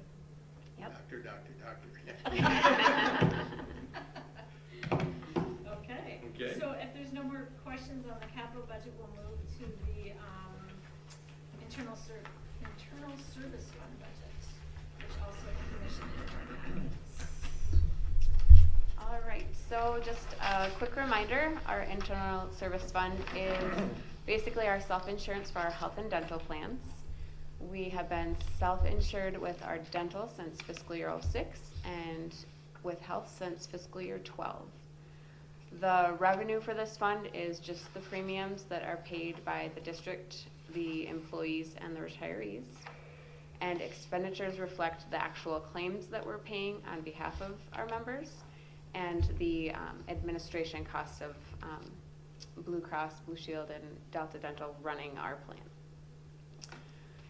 And Blue Cross Blue Shield is our new vendor as of January 1st. We were with Medica since we switched in fiscal year 12. If you recall last year, I know it was a long time ago, we did a short plan year. So we had a short plan year from September 1st through December 31st. And now our plan year will be 1/1 to 12/31. That is aligning our flex, our HRA. It's going to streamline several different processes for us and hopefully makes for some less confusion for our employees, which will be great. It is a standalone fund. It's presented completely separately in the financial statements, so it's just kind of its own deal. So just a couple items to note. I already mentioned we did change our renewal date. We do have a fund balance goal. For the dental fund, it's $200,000, and for the health fund, it's $2 million. Obviously significantly different because they have different things going on. And then I'll kind of just mention that we obviously already talked about it, but the co-op, we are hiring 50 more people, and based on our current ratio, we're anticipating roughly 40 people to enroll in both the health and dental plans, in a combination of obviously single and family. So you'll see kind of as we go through, and I'll point out the different places that is taking effect. So here is the dental participation, some history, and our projection. We've seen really steady growth in actually both plans each year, which is either means that we're really doing a great job offering stuff, or it's been very affordable. You can see the premium. We actually did a premium holiday because our self-insured dental had such a significant fund balance that we reduced the premiums by half for a year, and then kind of stepped it back, and now we are back to what they were paying in the 12-13 school year. I think prior to 11-12 they hadn't raised the premiums for like 10 years or something like that since they had started self-insurance. So this is an extremely stable fund. So we are for 15-16 back at, and actually not even full for 15-16. For the short plan year, we left the premiums to not create more confusion than need be, and changed everything January 1st. So as of January 1st, now we are back on the premiums from the 12-13 school year. And we are, the Benefits Advisory Committee has proposed to hold those flat for 16-17.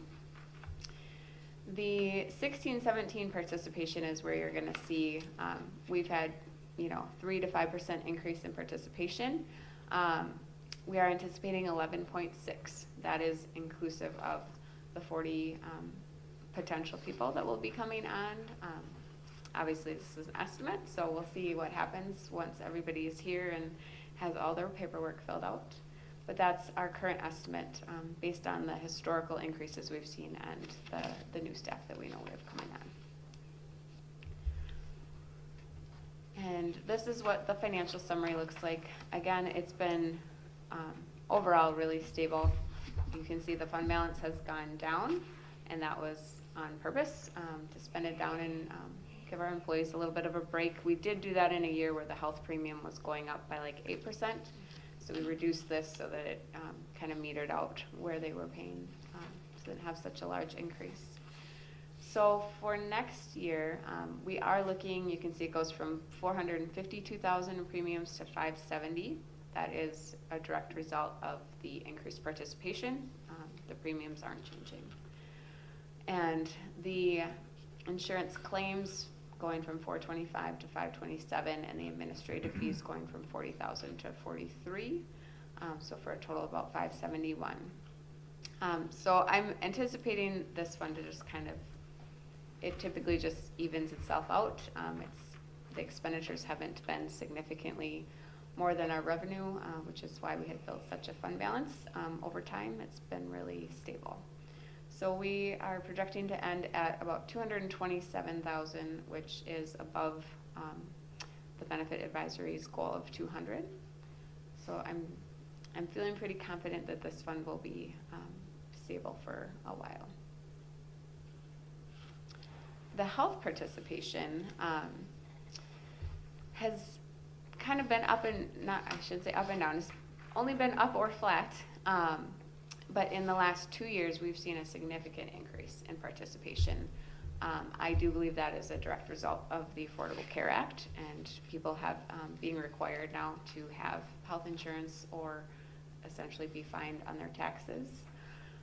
So this year we saw a 6% increase in participation, and I am projecting 13.1 next year with the additional staff and just the increase in general that we've seen. The premium has actually been held flat for the last 4 years, and we are proposing to hold it flat for the 16-17 school year as well, which is a huge testament to the work of the Benefits Advisory Committee. There are not many districts that can say they've had flat health insurance for 4 years. They've really, you'll see on the next slide, I said, what, fiscal year 12, I think, is when we started, and by the end of the 13-14 school year, we were over our fund balance goal, our minimum fund balance goal. I'm actually very excited that we will probably be talking about a fund balance maximum at the next Benefits Advisory Committee, because we certainly don't want to just be pulling it up. We want to make sure that we're giving our employees a reasonable cost and package. So for the premiums, again, 6 million to 7 million, direct result of participation. Premiums are not increasing.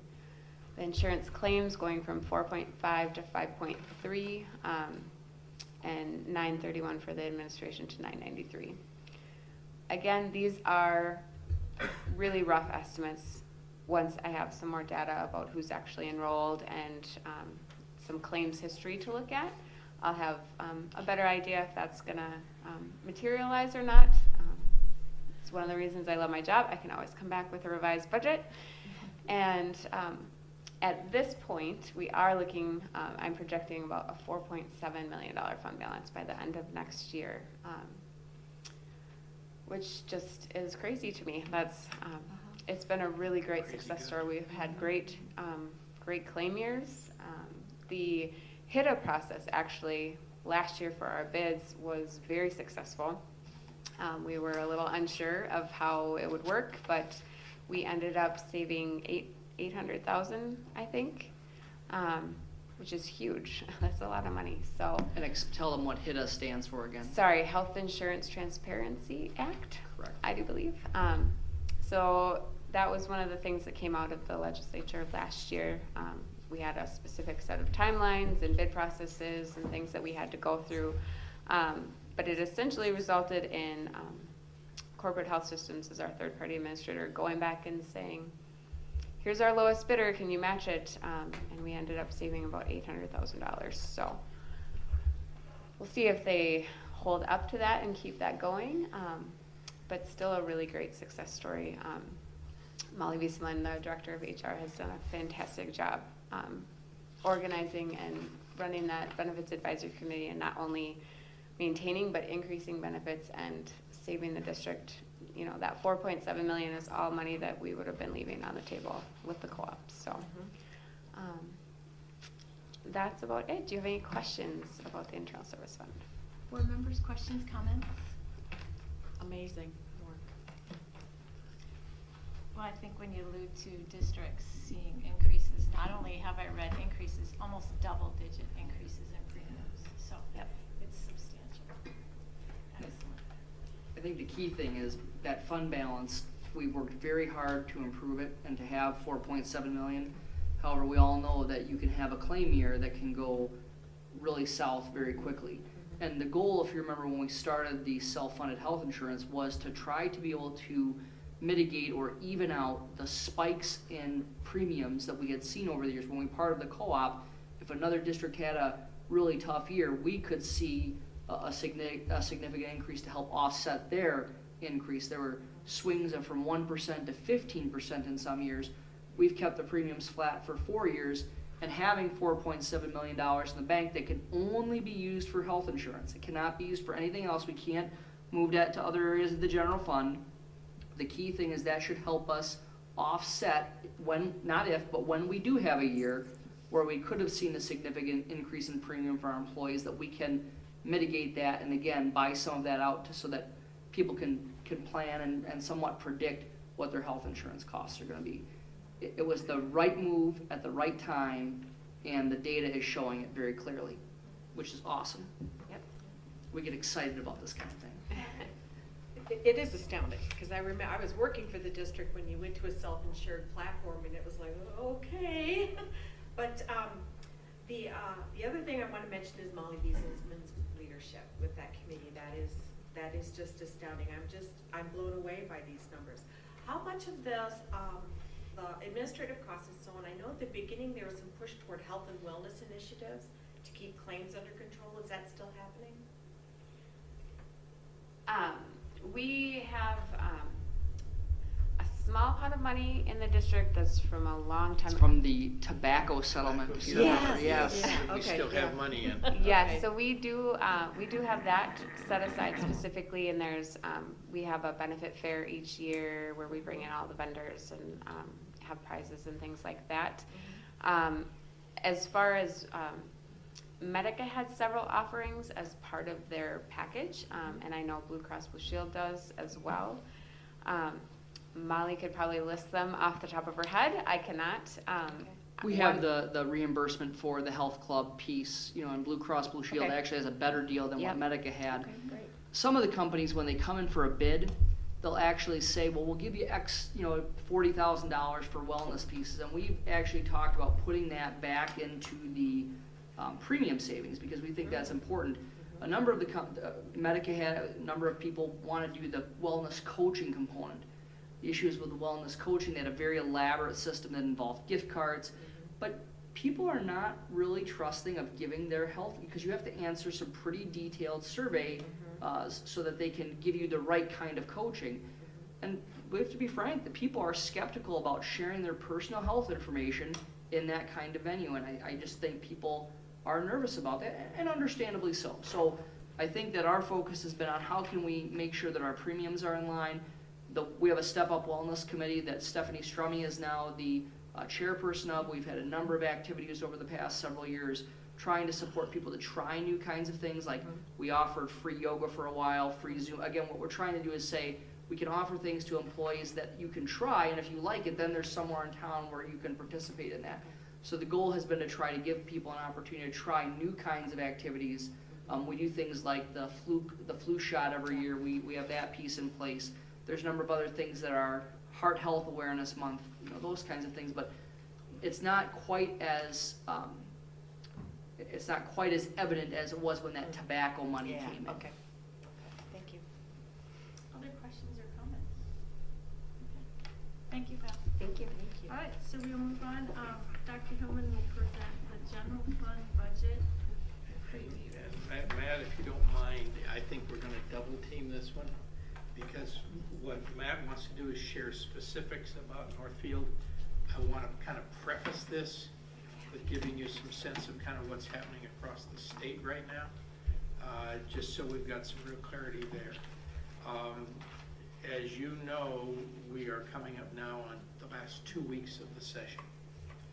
It is pretty clear that we're not looking at any additional ongoing funding for education. All the funding is in one-time expenditures. What we also know is that we keep hearing about the fact that there is a budget surplus, but we don't want to spend any of that budget surplus. As a result, what we're seeing across the state already is, even if you just take the metro districts, about a $55 million budget shortfall across the 20-some districts in the metro, which will result in about 100 layoffs for the 16-17 year. As we've told you, we're not looking at doing any layoffs in 16 or 17, but I think it's going to be really important that as we think about this, we are not immune from the same kind of impacts that occur. And, you know, the questions again become, well, how can this be? Again, remember, we're still facing the situation with special education. We have over $600 million underfunding of special education in Minnesota. That special ed cross subsidy impacts every single district in the state. And to us, Val, help me, it's about $2.5 to $3 million. $2.5 to $3 million that has to come out of the general fund every year to offset the excess cost of special education programming above and beyond what the federal and state government give us. On top of that, we're facing a significant shortfall in our English language learner programs. And typically we get about 1/3 of the English language learner funding in comparison to what we would actually need to fully fund the program. So there's another chunk of dollars there. We think about where we've been since just 2003. You would have to end up increasing the amount of per pupil funding formula by approximately $1,000 to let us stay even with the buying power we had in 2003. And obviously, as we've talked before, if you go back to the golden age, back in 91, 92, you'd have to have almost $2,500 per pupil more to give us the same buying power we had back in 1991, 92. So when we think about this, one of the most recent studies that's come out now is come out from the North Star Policy Institute. Jeff Van Wyken, who has done work on this for years and years and really does a nice job and works very closely with Parents United and with other groups, has now put together all of the data in terms of what's happened. And basically what he's saying to us is, you go back and you use 2003 as your baseline. And you say back in 2003, that was the time when all of Governor Ventura's stuff had kicked in. We had the greatest amount of general fund funding coming from the state. We had the lowest in terms of our general education levies because the state had taken over the entire cost of the general fund basic formula. What we saw happen between 2003 and 2017 is a huge erosion in terms of the amount of state aid, to the fact that basically the amount of state aid that we have right now, again, if you use inflation adjusted dollars, so if you take the dollars from 2003 and adjust them for 2016, basically you'd have to have $935 per pupil more in state aid in order to get back to zero, to get back to being flat funding. At the same time, what's happened, obviously, is that districts across the state, including Northfield, have put huge amounts of money into place by the voters making decisions to pass operating levies. And so the offset for the significant drop in the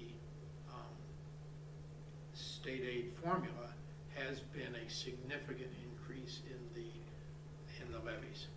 But we are coming to the point where people are getting to the limits of what communities are willing to work with. And so when you look at overall across the state, what you're seeing is that the overall revenue that districts have is flatlined.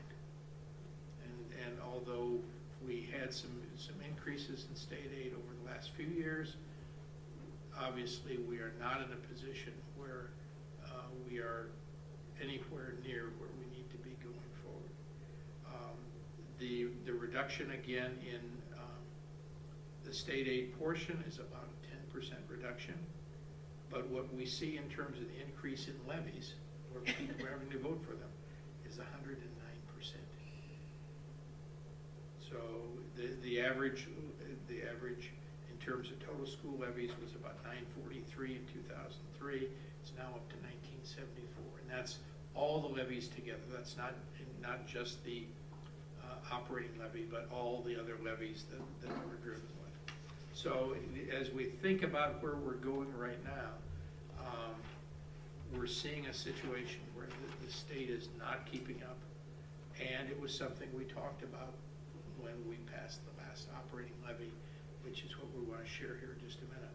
At the same time, some other things have happened that even some of the state aid increases we have are on things that now are required to be spent in areas that weren't in place in 2003.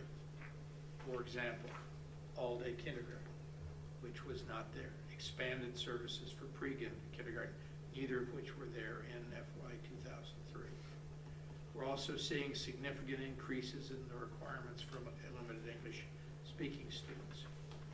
And so as we think about the situation that we're in right now, we're positioned where the only thing that basically is supporting school districts right now is the generosity of their taxpayers passing operating levies. Because if operating levies are not there, you're actually going backwards. You're going backwards in a significant way. The data from this is the data using that infamous implicit price deflator, which we believe is the best measure of inflation, because that's really the inflationary figure for state and local government purchases. And again, the data from that indicates that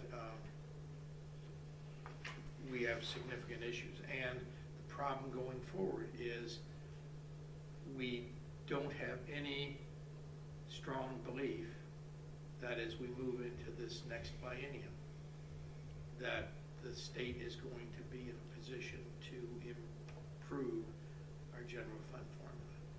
If you think about it, we've had several years where it was really tough back in 2008, 2009. We started to climb out. We've seen some increases in the funding formula, but now we're in a position where the legislature is pretty much saying, I think we're done. I think we've given you all the money you need. And so I just want us, as we go forward and think about kind of our situation, is just to remember that anything we talk about tonight in terms of our own general fund, and what Matt would like to do is kind of share with you kind of the bird's eye 30,000-foot view of our own situation, is that in no way is this just Northfield. And the reality is, because of the stewardship that we provided as a school district, we are in far better shape than most of the other districts around us. And obviously, been able to sustain without cuts a lot longer than anybody else. But as we go forward, I think we need to think about what the eventualities are, and what we'd like to do is just talk to you a little bit at that 30,000-foot view, with the idea that when Val comes back to see you next time, she's going to have the exciting job of describing in detail what's happening with the general fund formula. Matt? Yeah, and it's going to be very brief. I really appreciate Dr. Richardson sharing that really level of detail. We know that anytime we look at our revenue, when 70% of our revenue comes from the state, we are beholden to what the legislature does. And that's for good or for bad. I've shared with a couple of people that Noel had given me some of his archives, and I read an article in the Northfield News from, I think it was 1982 or 83, where in May the school board was really reacting because they were very concerned, because they had projected very conservatively that the state would only give a 6% increase in the per pupil basic formula aid, and they had even gotten a little bit less than that year. So what a difference that amount of time makes when we're celebrating 2 and 2 on the formula, which is pretty clear. So I'm just going to share a very couple of brief statements previewing. Normally we call these kinds of things teasers, but that means it's usually a positive component, so that's not the appropriate term here. So when we think about the May 23rd board meeting, Val will come back and share the granddaddy of them all, the general fund budget. Our Finance Advisory Committee, which we have resurrected over the past couple of years because we wanted them to hear the financial state of the district in good times and not so good times. And in the past, it seemed the Finance Advisory Committee got together when it wasn't such great times, but we started it last May, had 3 meetings this year, and we gave them, for the first time, we tried giving that committee what we call a very early preview of the general fund budget, because we gave it on May 2nd, and normally we wouldn't present that till May 23rd. And things do change. We do get some more shape to the general fund in that 3-week time frame. So I do anticipate we'll see some changes between May 2nd and May 23rd. But because some of you on this board were at that finance committee, we know that our community members, we wanted you to have a heads up about what may be coming down the pike here on the 23rd. So again, as Chris mentioned, if you go back to the 2011 levy, and we still have that website actually all archived, it's behind the scenes. But when you go back to that the materials that we shared in the 2011 operating levy campaign, we had told the community we'd be able to maintain our current level of programming for 3 to 4 years. We will have made it 5 years by the time all is said and done in terms of maintaining our programming, which I think is a testament to quite a bit of stewardship on our part. But in addition, Val and I are no longer telling people about what's going to happen next year based upon the January forecast, because we've had some significant things that had happened in the legislature over the past couple of years. Dr. Richardson mentioned all-day kindergarten and the modification of the pupil weighting had a significant impact on us, helping us delay any kind of budget adjustments for about a year. The change in the special education formula actually had a very positive impact for our district, as well as the 2% and 2% increase in funding. However, as Chris mentioned very clearly, in talking with a few, it does not look like there's any chance over the next month here that the state will give any additional funding to the per pupil formula, or I think more importantly, the special education formula, because every percentage increase to the special education formula is $1 we get back to the general fund, and we love the special ed formula because it's indexed. It's one of the only formulas that we have that is indexed where there's an automatic inflationary factor. So with all those pieces, what we will be showing you at the end of May is that while we will be proposing a general fund budget that will show an overall deficit necessitating the use of our fund balance, which is exactly why we have fund balance. Right now, our projections show that we would end 16-17 just north of 17% fund balance, with 16% being our goal. Again, really good shape. We can have a deficit budget for next year and still be above our fund balance goal. But what that's showing is for the 17-18 year, we're projecting that we will drop below the 16% goal. And if you remember, you look around, a lot of other districts have different levels of fund balance goals. We intentionally select 16% as what I call an early warning system, so that we have the chance to fix and right the ship before we were to get too close to zero and below, which we do not want to get, obviously. So the point is, having been good stewards means that we have a chance to soften the fall where many districts don't have that opportunity. But we just think it's important that you hear that the general fund budget presentation is going to include an overall budget that will be in deficit for next year, which is exactly why we have fund balance. If you remember over the years, we've been trying to build the fund balance because we knew this day would come. We've been able to push that day off for a couple of years due to some unforeseen pieces from the legislature. But also having that 16% goal, and as we drop below it, it will allow us to have a very intentional discussion about what kind of budget modifications or reductions need to happen. And so even though it is reactionary to dropping below the 16% threshold, it will be something that is better than if we're, falling off the cliff, what we always heard that term. I just think it's important to come back to remind you that if you even go back to what Chris said about the $2,500 it would take to match the buying power of the formula 91-92, and that special education cross subsidy is a real significant player in this game. It's not that it's wrong or there's a problem with it. It is just the data is what the data is, and so those are two key driving factors. So anytime that we start talking about things for next year and so on and so forth, we need you to have that in the background or in your thought process. And it doesn't mean that we have two presentations coming up that are going to talk about adding things out of the general fund, and there are things that we need to talk about because both of them could be pay me now or pay me later kinds of things, and the pay me later might be way more expensive than what we are currently considering. But we feel that it's important that all of us have that in the back of our mind as we engage in those kinds of discussions. Again, we're not in significant trouble yet because we have the ability to offset that deficit with a strong fund balance that we have worked tirelessly to get to the point where we can soften the fall.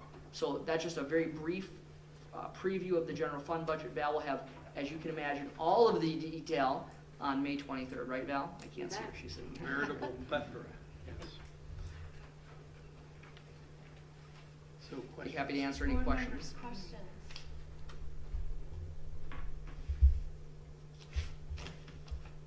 I think this is really important information, and I think it is going to quickly move from the back of our minds to the forefront of our minds. And I think it's going to be really interesting, as part of the discussion is going to be what several presentations have alluded to tonight in terms of master facilities plan and how we're going to be able to balance that. And I think it's not only important for board members to hear it, but really to begin to manage the expectations of our community in terms of what's coming forward and be clearly upfront and transparent about what's coming, because it's not good. It's not good. And you know, to do the math, the $935 would be almost $3.8 million for our district. And the cross subsidy of $600,000 statewide, the 2% 600 was million. 600 million, I'm sorry. The 2% was 525 million. So while they gave us 2%, it didn't even touch the cross subsidy. So it's really unfortunate. And the silver lining is we are in a much better place than lots of other places. There are a lot of districts that are really going year to year, and they're making cuts every single year because their fund balance goal is between 4 and 6%. You know, we like to believe that having that 16% early warning system helps support a positive district culture, you know, because we have not had those large swings, and people, lots of other districts non-renew a number of their probationary people every year, not because of their performance, but because they're able to do so by law, and then they can add it back in a way that allows them to make the cuts without making cuts, so to speak. Any other questions or comments? Okay. Thank you for that update. Thank you. So we will move on to positive attention and learning support staffing. We have the elementary principals that have been very patient, Yes. waiting for the presentation. So we're drawing straws, or hopefully we're all coming up together. Nancy Antoine and Dave Kraft and Scott Sanis. So bottom line, when we look at what we proposed last week, or last board meeting, some of the different things that we were thinking about is kind of letting you know some of the different areas in which this person would be of value to us, the spots that aren't being filled right now.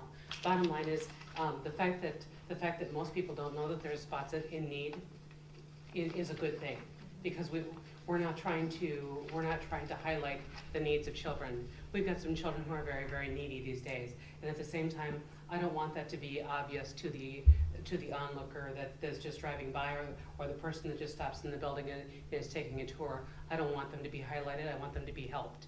And that, to me, that's the biggest reason we're asking for this right now, is to provide that extra assistance for those children. So some of the different ways that I was thinking of is especially those children who are struggling to either come to school. We have many kids who, on a daily basis, are struggling to, parents are struggling to get them to school, much less out of the car. There's numerous mornings that we are out there helping parents peel their child off of them so that the parents can go to work during the day. And yet it's not, it may be a short-term situation, it may be a long-term situation, but the parents need our help in doing that. And that's a piece where I would love to be able to follow up with that child, you know, on an hourly basis and find out, you know, how are they doing, what are their needs at that point, or following up with them throughout the week or throughout the month. But those are the type of things that I don't have that luxury of time to do. Other areas is teaching social skills to classes that on a need basis. For example, when I've got that first grade class that I know are in the bathroom doing things that they shouldn't be doing, you know, going in there, you know, we talked about some artwork the other day that I won't mention what kind of artwork it was, but it was in the liquid form. And but going into those classrooms and actually teaching those skills to those students so they understand why they shouldn't be conducting those behaviors. Yes, our first grade little boys have some interesting behaviors, but they are normal I'm told, and sometimes at recess, especially in the winter, teaching some of those behaviors, especially to do with ice and snow. Bus behaviors, so they understand the necessity for staying seated, being nice to the other riders on the bus, so the bus driver can concentrate on driving and not watching any student behaviors.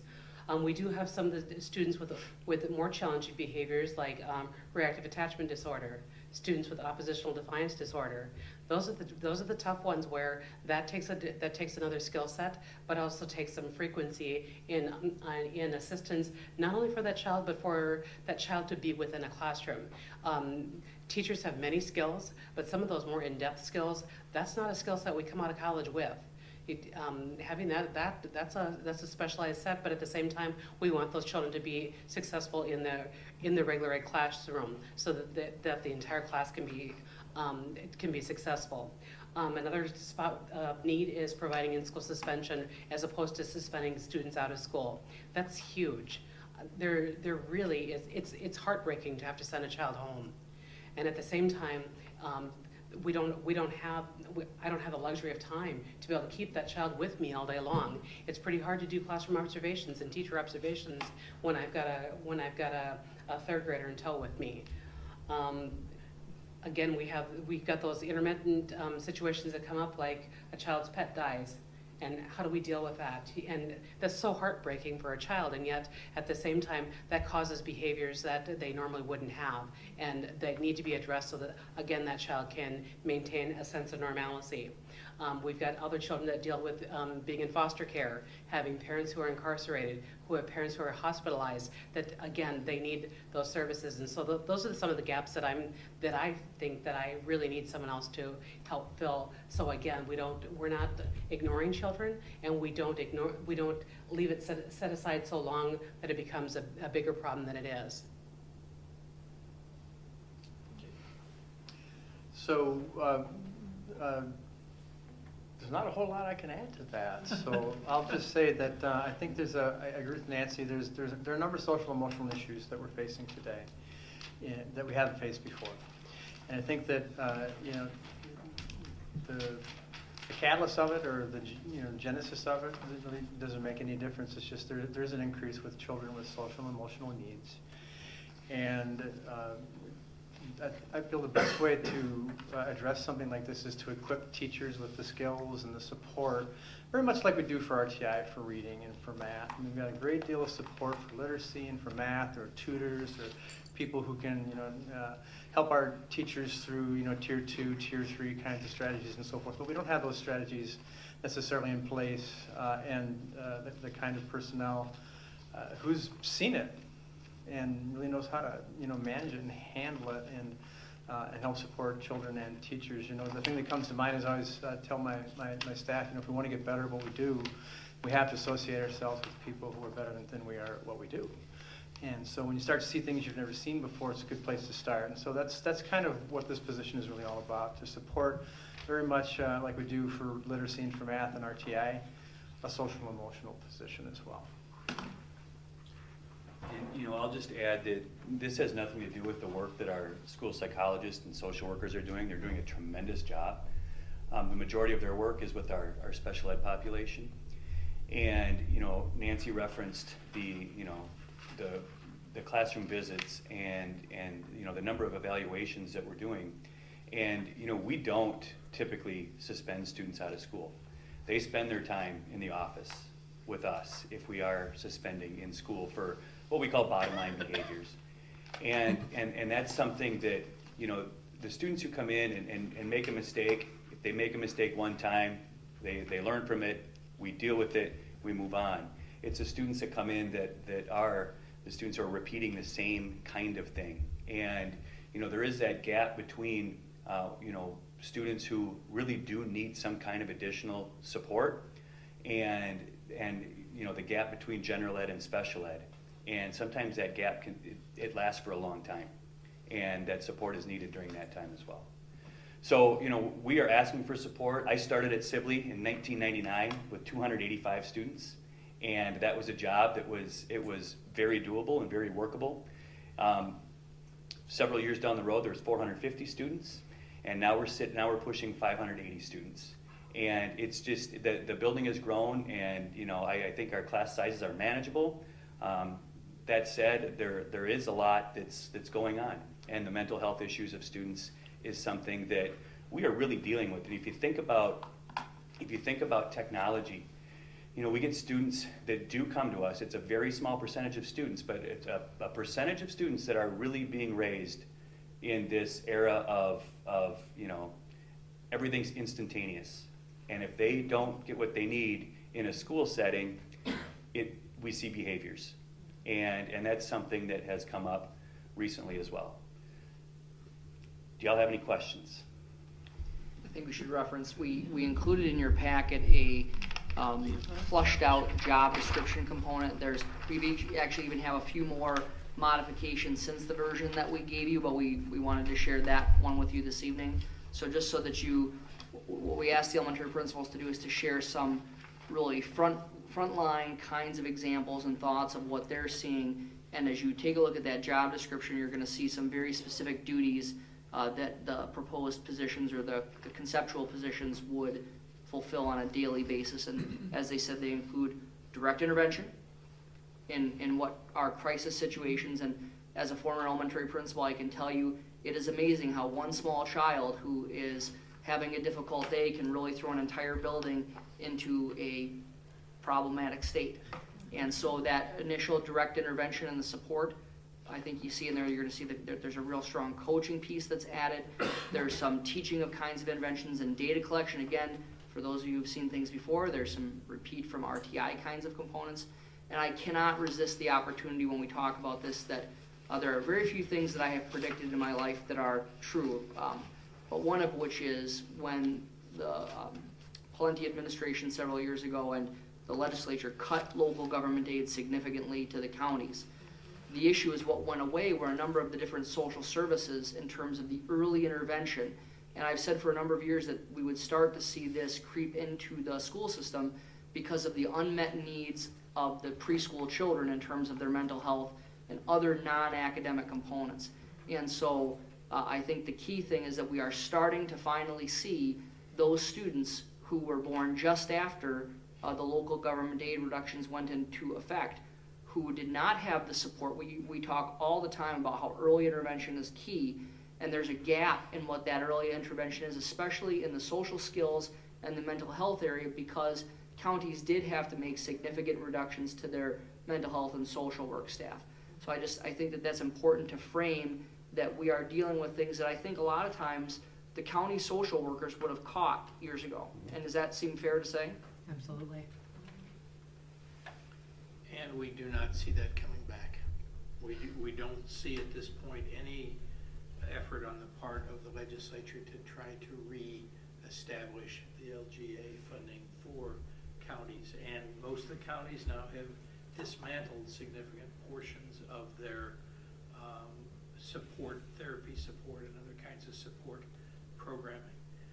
As you know, we've tried to do some things recently with Fernbrook and begun to try to do some work in at least two of the buildings with specific therapeutic support there.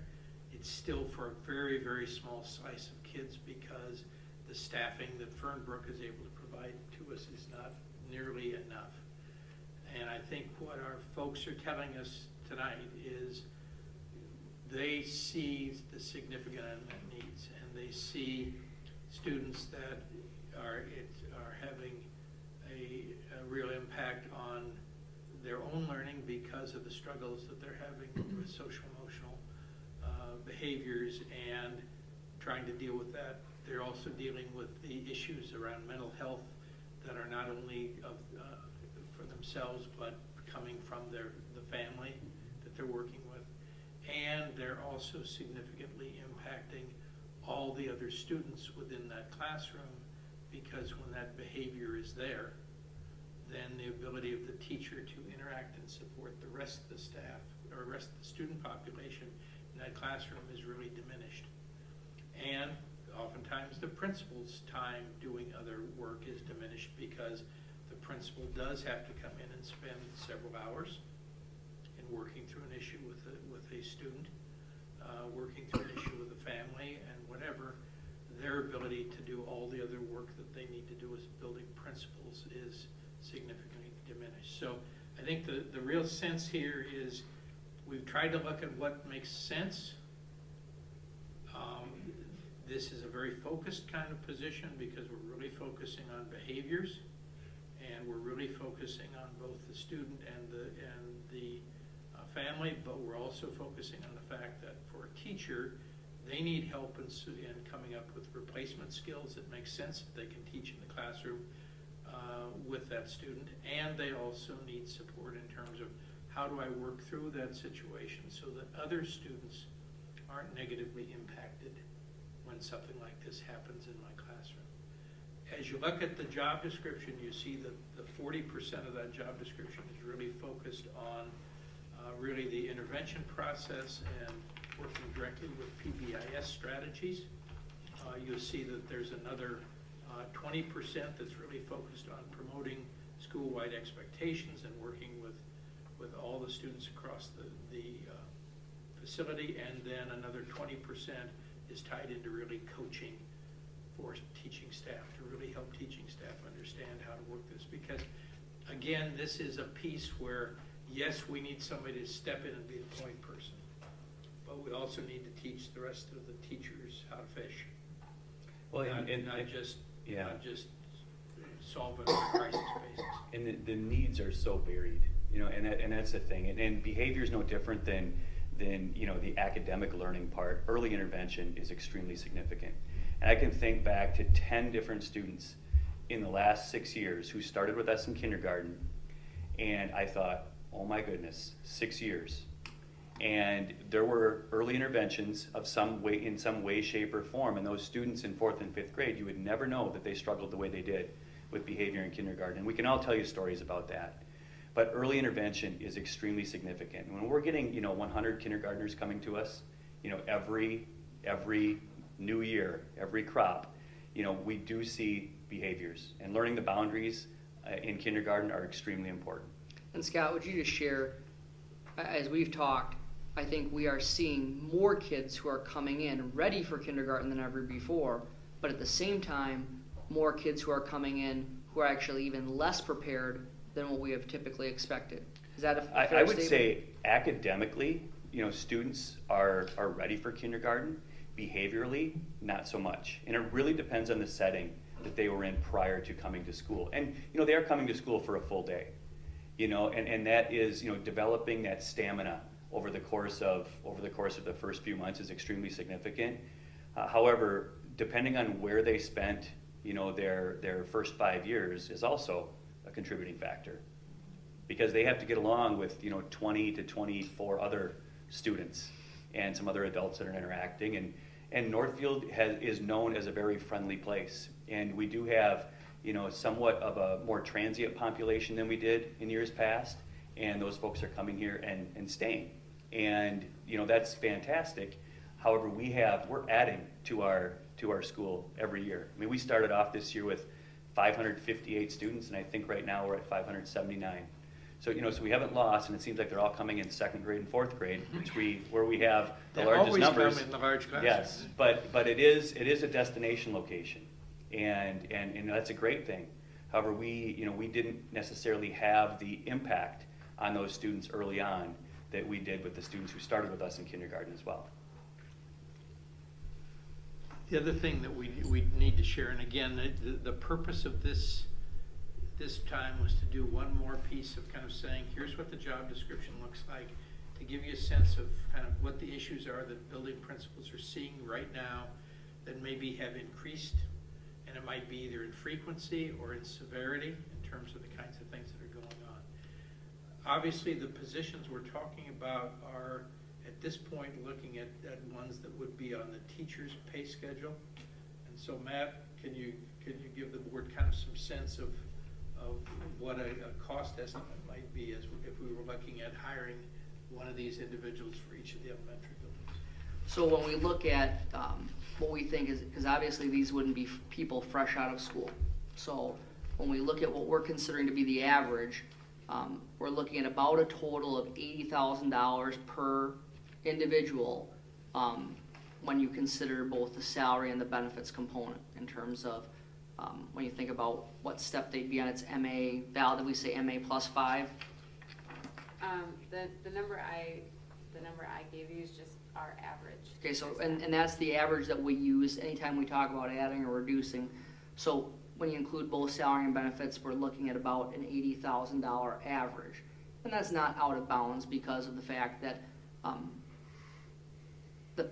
as people have said, that finding the right person for these positions, would be really important. There's some skills that we think that they can come with. There's also some skills that we would have to teach them. But using our general way that we project new FTE, we'd be looking at about $80,000 total between salary and benefits per position. So we're not taking this lightly, and again, we did not feel it was appropriate to come tonight with the actual ask, but that would be where we'd be coming back to you. And obviously, this is almost $250,000. I have a question. But we wanted to be clear about the fact that we're not coming to you with this simply as we cooked up something and said, oh, let's throw this out. We've been talking about this, guys, what would you say, a year or more? Or more. Probably or more.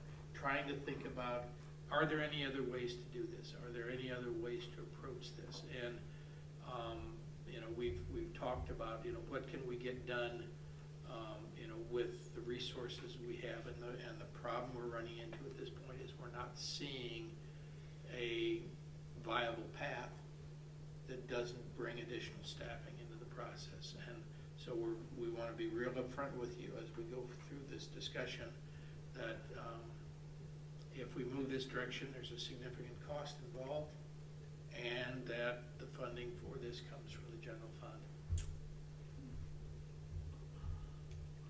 As we said, it could be a pay me now or pay me later piece. If we don't address the issues that the students have early on, the potential remains that we could actually even spend more to address their issues throughout the course of their life in the system. So I think that's an important piece for us to talk about too, is that the question is where is the payback in terms of that early intervention? And we know in a number of areas early intervention pays off, but there is an upfront cost to it. Is one per building enough? No, but it's a starting spot. Okay.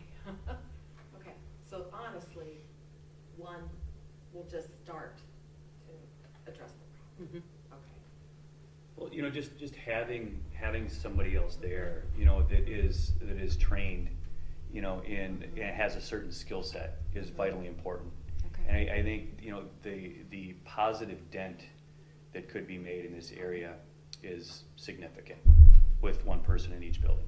But if we had plenty of money, you would definitely need more, if they're the right person. With the right person, and I think that one person is a great starting point, and see where it brings us, and what those folks can offer. I think we've talked about that skill set being vitally important. Okay. And there are a few people on staff right now that we could all sit and brainstorm and think about, and the potential is there with staff members, maybe current staff members. But that's one of those things that there are people out there doing this right now, and just as families want to come to Northfield as a destination location, I think there are professionals who would likely do the same. And then could I ask a second question? Years back, it seemed like there were some studies that were showing that if you have a certain percentage of students with these behavioral problems, that when the population of the school grows, those students have more problems, not because the percentage of those students grows with the population, but just the sheer size of the school affects these kids. Is that still considered true? I would say it really depends on the child. Really? You can have a child that sees, you can have two different children. One that sees all those children that are around them, that really freaks them out. Yeah. And then you have the other child that thinks, oh wow, here's all my friends. Yeah. And so it's Okay. it's interesting how that works. But what's nice about our buildings, for the most part, they're broken down into smaller pieces so that the children themselves don't see all the entire student body as a whole. They see their grade level or their classroom. So that does help, but you do get that, the children who really can't handle the large groups. Last year we had an assembly, and I was able to go into that assembly and pick out my 5 kids that could not handle a large group situation like that. And rather than, and that's what comes from knowing the children. And that's the part that really worries me, is because I don't want to lose that. I mean, we all know how important relationships is, but to be able to go in there and pick out my 5 kids that were going to really struggle with that, and just invite them to come with me. And we left the situation. It wasn't punitive whatsoever, but at the same time, all you had to do is watch them, and you could see the anxiety growing and growing and growing. It's just like, come here, let's go. Let's make this a good situation. And they were able to do that, and able to have a successful moment, as opposed to an entire anxiety attack. Board members, other questions? Rob? This is kind of a general question, rather, about the job description. The last thing is other duties as assigned, 5%. And I've known people in other kinds of support positions who've had that in their job description, and it keeps growing and growing and growing, and soon they're doing like 2 jobs without any additional compensation. So how do you control that? The answer is very carefully. So how to control it? Well, that's kind of a fail-safe in case a real important responsibility arises in the future. And obviously we want to, if we overload this person, we're defeating the whole purpose of it. And that's the 5% is in, I think, every job description that we have, because we need to make sure that we can respond to things that weren't anticipated at the time of the job's creation, and that 5% is intended to capture that. We do have our job descriptions on a reasonable rotation, where our HR office is trying to work with people to take a look at them and see are the percentages still correct. We have a lot of job descriptions, so it's not happening every year. The goal would be to look at them probably once every 5 years or so. But that 5% has stayed pretty consistent because of the things that you cannot anticipate at the time of the, and I think all of us as administrators would tell you the larger portion of our jobs are other duties as assigned. Ours are probably more like 50% other duties. That's pretty conservative. I think the piece too here, I think, as we're looking at this, is we're really saying we need an opportunity to mold this job to do the work that needs to be done. And I think all the building principals are working and trying to think about, how do we address our students that are regular education students who have these needs, and especially in terms of social and emotional behaviors, and thinking about how do you help those kids find a different, more appropriate replacement behavior? How do you help that teacher not go to a negative response because of the behavior that they see, because they may not know what's another approach I can use. And we need the ability to address those kinds of really difficult situations as quickly as we can.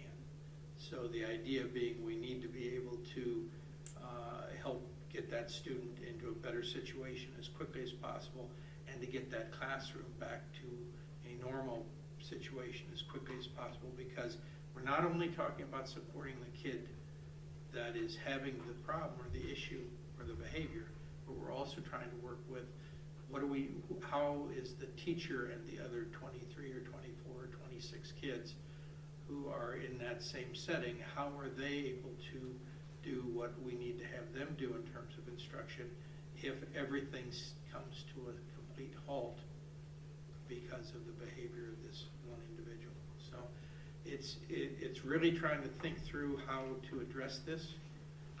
We know that there's going to have to be some work in terms of thinking about actually the curriculum that kind of ties with this, that we're helping to support all kids in terms of the behavior curriculum. We know we have to extend this beyond what all 3 buildings are doing right now, which is responsive classroom as kind of a core strategy for the tier 1 kinds of situations. But what we're really seeing is these are kids that are moving from tier 1 into tier 2 really quickly in terms of the behaviors that are significantly out of the normal. And we've got to think about ways to get that piece tracking appropriately. Ellen. So, mine isn't exactly a question, it's more what I'm struggling with. So you completely sold me. I was sold before you came to the podium. What I'm struggling with is that the previous presentation, that we've heard that we have a deficit budget and we have a responsibility. So what I'm curious about is, you know, usually we hear creative solutions, and I'm not hearing that, so I'm guessing that we don't really have some other ideas. But we talked about at one point RTI coaches not being a permanent part. Are we thinking of that? Do we have any transportation savings with reduced busing with things going on with 246, or is that too early now? So I guess that's what I'm really struggling with is, I think this is great, but to put something in place, knowing that we're going into a deficit budget, it's really difficult. Well, and obviously that's the reason that we're trying to share all of this at the same time, because I don't want this to in any way feel like a bait and switch kind of a thing with, oh, this is a wonderful idea, we need to do this. Oh, but by the way, you need to turn around and significantly cut the general fund budget, which will then cause us to lay off staff or to cut programming. So, you know, I think we'll probably do a little more brainstorming tomorrow, even talking about that piece. The problem right now, Ellen, is no, I don't have, and I don't think Matt or anybody else right now has we're not finding any rabbit to pull out of the hat. And most of the rabbits are pretty skinny right now already. So we know what we need, and we know what we believe make a significant impact, but we also aren't able to come to you right now and say, you bet we could just take this $250,000 from here and put it here, and it would address the issue. I think Matt though brings up the good point, which is the other end of the story, which is if we have especially some of these younger students with those behavior issues, and those multiply as we go forward, the impact in terms of what we may need to spend in the future may be significantly higher. And I don't have a good answer. I wish I did. We're going to keep looking though. Yeah, we're going to keep looking. Which is why we did this as kind of a 3-step process. Jeff. One of my questions would be, where's the accountability in this with parents, and how are you sending out interventions to the parents to say, I mean, the kids have problems, they're just a little kid. I mean, come on, guys. I mean, let's identify and let's say, there's some problems here.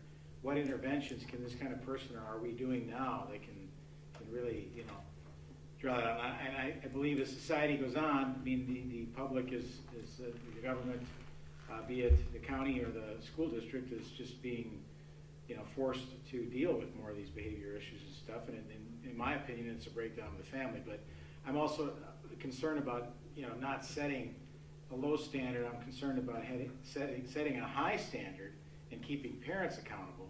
So I'm wondering what interventions are there in this process and other things that you see, that this person could do that would help. It's a great question, because it's really kind of a three-legged stool, isn't it? And if you take one of those legs out, it's not going to stand. And part of this position would be, and I think it needs to be, parent education as well. Absolutely. Where we're looking at, so even something as simple as, a child or a family who has an ADD child. I mean, you don't know that that's the case until you live it, and then you kind of have to experience it, and then you learn as a parent. You learn as you go. And as educators, and we've got school psychologists and so forth. And this person would really be an expert in social emotional growth and social emotional achievement, emotional intelligence, that kind of a thing. Parent education would be a real important part here, so that we've got a little bit like some of the churches have these small group networks that grow churches. because the small groups are growing. You've got that interpersonal communication with a real live human being. Well, that's what this person would wind up doing. And so I foresee parent education being something like, so if you have a child with, or you suspect your child has ADD, we're going to do a workshop at the community school tonight, or we're going to do a workshop at Sibley tonight, we're going to do a workshop at Bridgewater, or something like that. And then we would educate the parents as to what you can expect and what you can do and that sort of thing. And that's just one simple, emotional, issue. So I think you ask a great question, and that would be a real important component for this person. And I think in coordination with the principals as well. We get phone calls all the time asking for advice on that sort of thing. And so we'd be able to support that person. Does that make sense? And oftentimes the call is, I don't know what to do with my child. I'm completely at a loss for how to support my child based on the behavior I'm seeing. Or they're struggling with their own issues, but there's no county resources. There's no county resources now to do it. But no, I think in terms of the kinds of things that we hoped would be that the support could be for the individual student, the support could be to the family in terms of them thinking about how can we help our son or daughter when they're at school in terms of addressing those behaviors. And so that, and it's really something very similar to what we do right now for special education students, where that team really sits down and says, how do we involve the parent? And oftentimes we will have, specific strategies as a special education student that student has to support positive behavior. And the parent is brought into that loop and is part of that process. We just don't have that capability right now within our students who are not identified for special education. It's a good question, Jim. Board members, other questions or comments? So the timeline then would be to come back? We'll come back at this next board meeting. We will lay out we will again kind of come back and lay out the cost. We will do one final cleanup on this job description because as I said, we've had fixes as late as 5:50 this evening was when I got the last set of updates. So we want to take a look at that, and I think we want to do some thinking about who's out there right now within the system that might be able to take on this type of job. Because the one thing we do know is that if we're looking for the right people, we're getting late into the spring. And it isn't that we might not be able to find another strong elementary candidate for an elementary job, but the getting the folks that may be the right folks for these jobs is a more intensive piece, and it may be looking for people that already have the built-in knowledge of the system, the built-in knowledge of the building, and how the building operates may make them more appropriate or functional for that job. So we want to chew on some of those pieces and have some answers for you on those before we come back. But we do want to get this to you so that you can make a decision one way or the other at the next board meeting. Okay. Well, thank you for the presentation. It was interesting. I was reading a news clipping on a national conference of school administrators, and they were talking about the #1 issues in their schools right now, and it was escalating mental health issues. So, as always, Northfield's not alone. It's nationwide. I know the legislators have some money towards PBIS, but I believe that's only for schools who aren't. Right. In other words, it's not a lot of money. It's not a lot of money, and it's the idea that they're going to expand opportunities to do the things we're already doing here in Northfield in other districts that don't have PBIS. And they have to do the same training pieces and all the other things that our folks had to do in order to plug into the funding stream. But it's, as I understand, none of that money is available to expand PBIS in buildings where we already have PBIS. It's all about expanding the number of buildings across the state that have PBIS programming. Okay, thank you. Thank you. Thanks so much. Okay, so we will move on to, I believe, are we at our last item? Last item, and Cheryl Hall. And this is really the clerical side of our discussion. Caseload workload for special education teachers, clerical support. Yes, good evening. Thanks again for allowing me to come and speak to you on behalf of the special education staff and the caseload workload committee.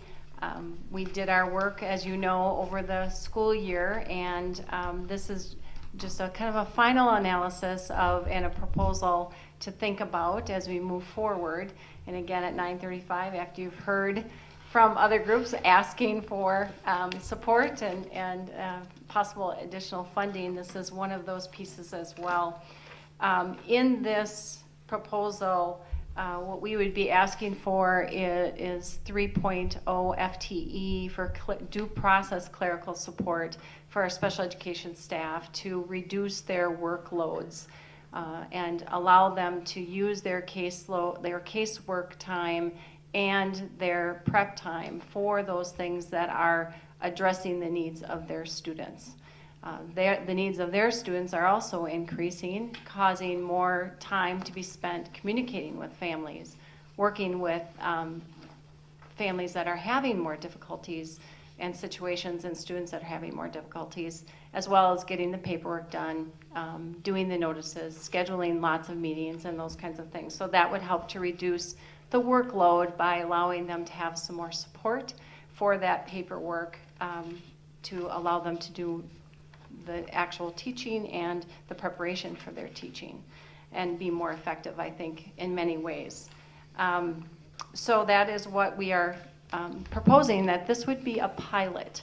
And considering, as Matt brought up, you know, as we look down the road and look at possible funding changes or in the general budget, we have to be cognizant of those changes and think about that, especially when it comes to special education positions and funding of those positions.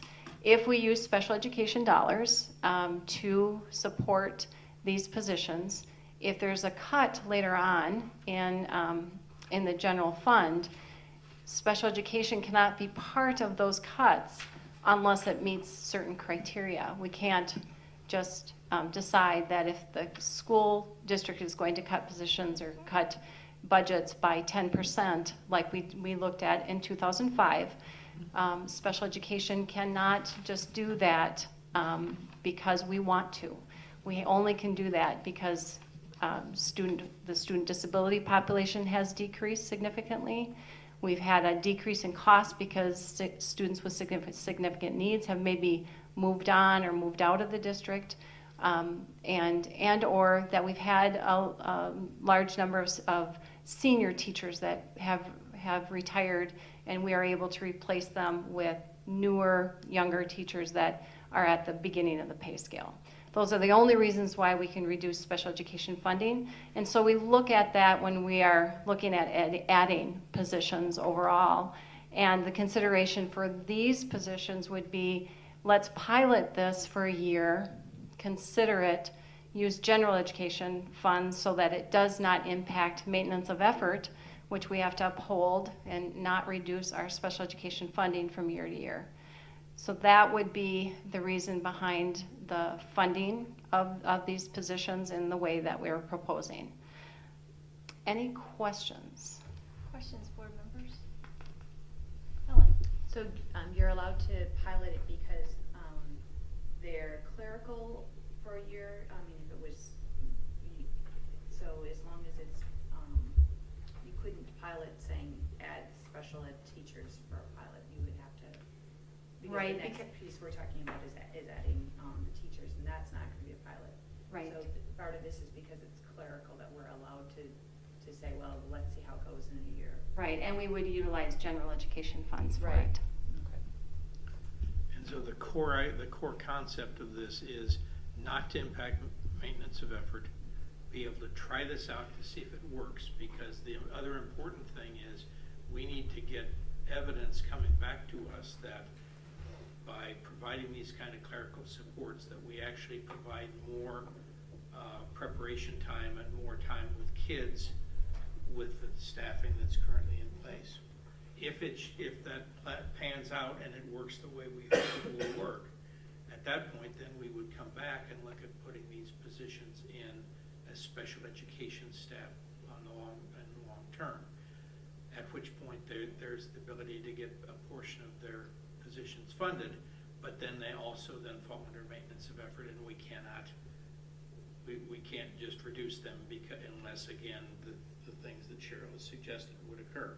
So it's a way of kind of hedging our bets to say, let's see if something like this has the ability to impact the time that our teaching staff have to work with kids and to work on their preparation for instruction, and doing this in a way that lets us make sure it will do what we want it to do before we would make a commitment to do it with special ed dollars, which we then would need to keep. Correct. And that's really the core idea here. And obviously with our workload analysis process, what we're seeing is we need to look at a strategy to help provide more instructional time for staff and more caseload preparation time for staff. And the only other alternative is to hire teachers instead. And then those teachers are tied to maintenance of effort. So it becomes, and I don't want to say vicious circle, but it's kind of a catch-22. That once you hire them in as special ed teachers teaching students, then your ability to take that away, unless one of the situations of dropping staff or retiring staff and new staff coming in, you can't reduce the special ed funding that you do, if that makes sense. So that's really why we're looking at trying to tack it this way. The other thing that I think is important is that while if I were asking you to hire more special ed teachers for K-12 staff, that would impact this workload study and effort. We already are on the hind side of having the best possible candidates out there. Clerical staff are more likely to be available throughout the summer as they look at jobs and think about something that they want to do. So it's also a more likely strategy for us to get those hires made, even though it's late in the year, to have done it if they were special ed teachers. So it's kind of a two-edged sword that we're trying to work with. Correct. Board members, other questions? Rob? I'm just wondering, when you do hire a special education teacher, what percentage of that salary comes out of the general fund? I mean, what's the split between the special ed funding and the general fund? It is reimbursed up to about 52% with the new special education funding formula. We're still kind of waiting on what that exact reimbursement, but in the past it's been about 52% reimbursable. And that's why we have that interesting cross subsidy. Yes. Is because the other 48% ends up coming from the general fund. And of the 40% of federal funds that was promised when IDEA was passed initially, it really is only about, we only get about 13 to 15% of that 40% for federal funding. And it's actually gone backwards in the past From a few years ago. Right. We It was actually were in about the whopping 18%. that was kind of the watershed That was moment kind of is when we right. got to 18%. But we've gone backwards. And isn't it their legislation that's dictating, it's their mandate that's dictating? It is their mandate that dictates everything that we do with this process. Right. And although it's also, I think is it still fair to say that we still have pieces that are in our state guidelines that exceed the federal requirements? That is accurate. So the other thing we're facing is not only are there federal mandates, but there are state mandates that are above and beyond the federal mandates, and they have the same force of law as the federal mandates.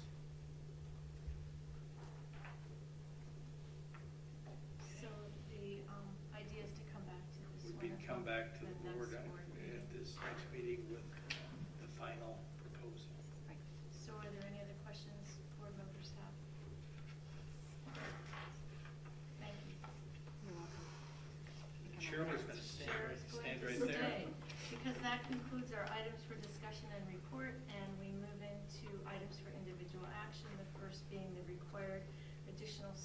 special education teaching staff.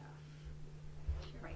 As I stated at the last board meeting, I would only come back with additional requests for staff for those areas that would be required in order to meet state statute and to meet the obligations of fulfilling the IEP services that are already obligated on plans moving forward.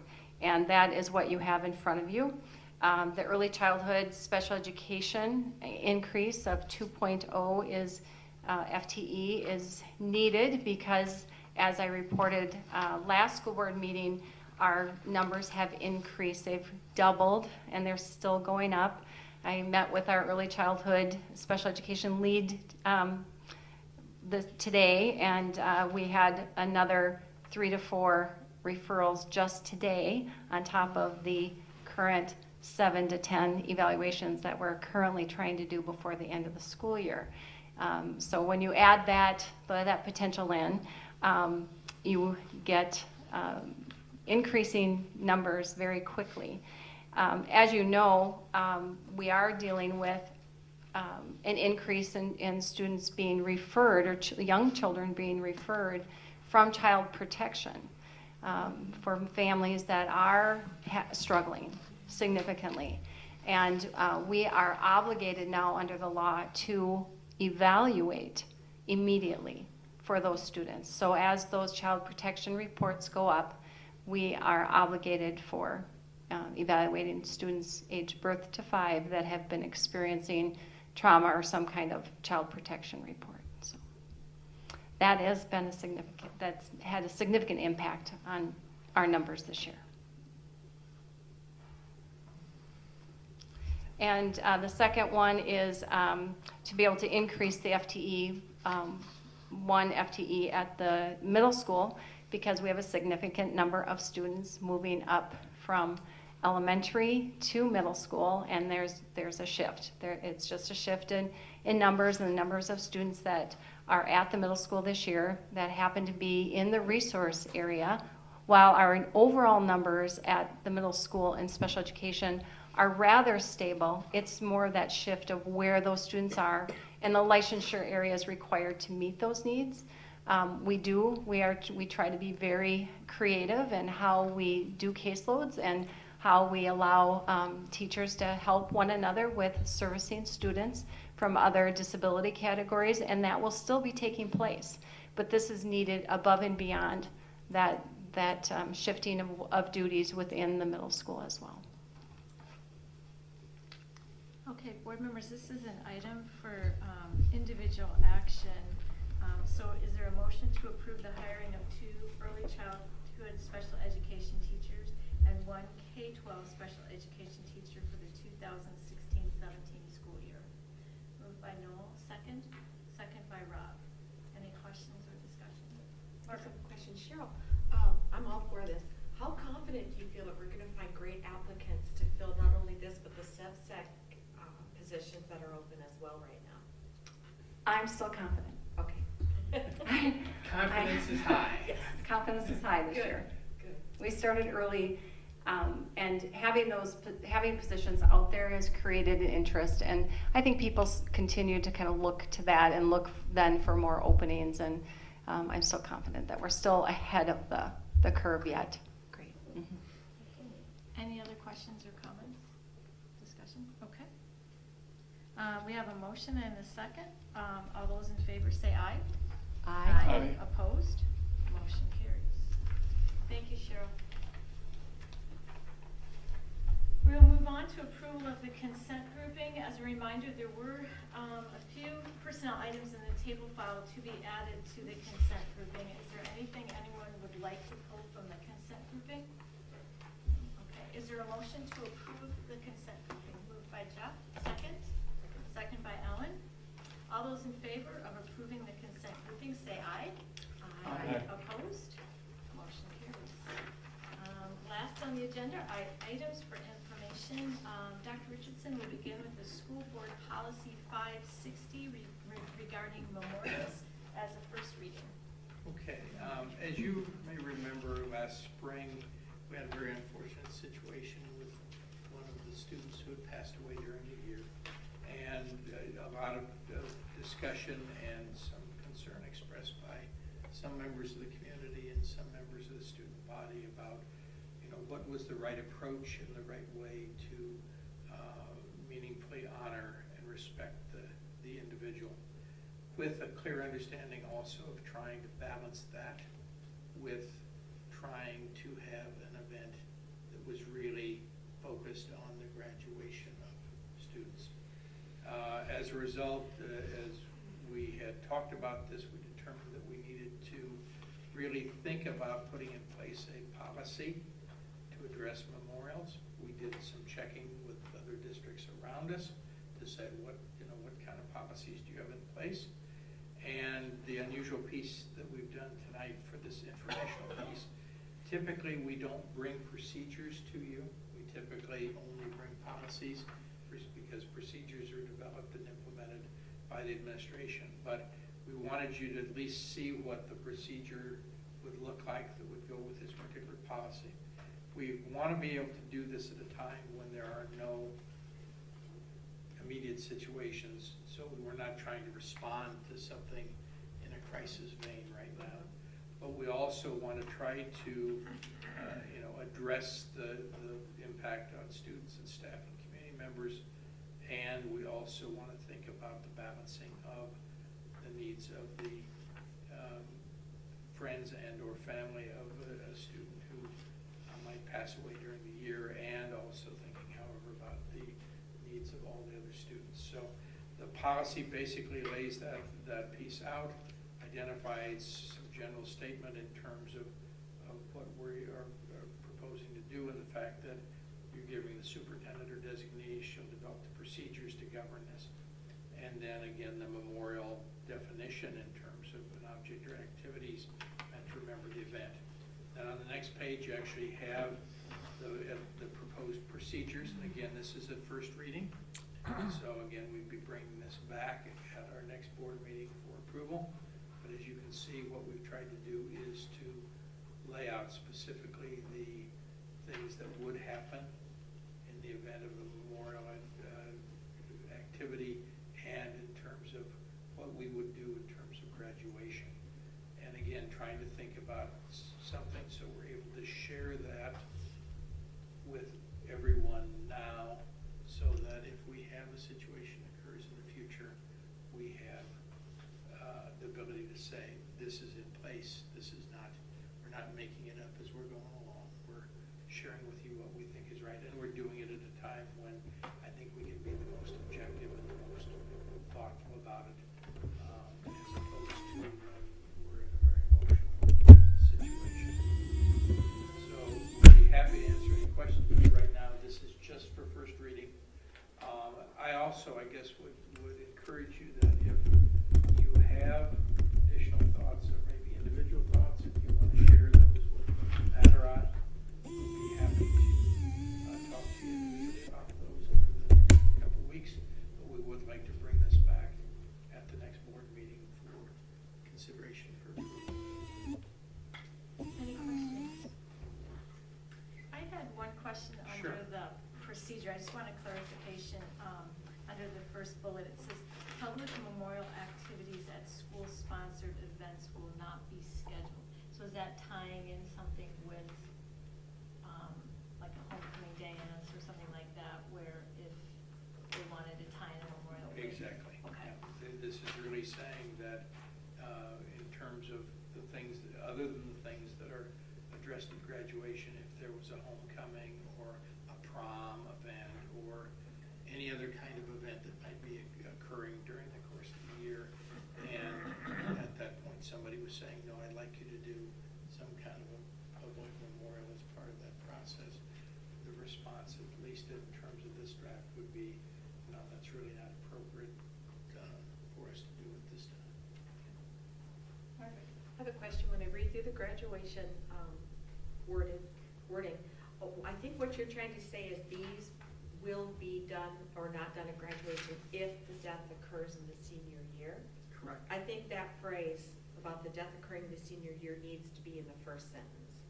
So move it from the first bullet to the first up sentence? to the Yep. top, so it says, everything below here applies to if the death occurs in the senior year. Yeah. Well, I'll go back to Joel just to double check that that was the intent. Because I could see it getting Well, what we want fuzzy. is we want it as clear as possible, because when the unfortunate incident occurs, we don't want the emotion to overcome what the set of procedures and policy is intended to do. So Right. clarity is extremely important in this particular case. Because We I want a could see- playbook that, Because I could see a senior class saying, well, we want to plan for our friends who died sophomore year, you know, so you should clarify it in that beginning paragraph. No, I appreciate that, and I think that would help to add some clarity in that introductory phrase. got it. Other questions? Oh, no. Does this procedure and eventual policy address financial gifts as a memorial? We do not have that in this particular list, though that is something that you will see in other, as we reviewed a number of policies, they range from 0, we will do nothing at all by policy, not even by procedure, all the way to very elaborate pieces. And in some cases, what will happen is people reference gifts to a particular school district foundation.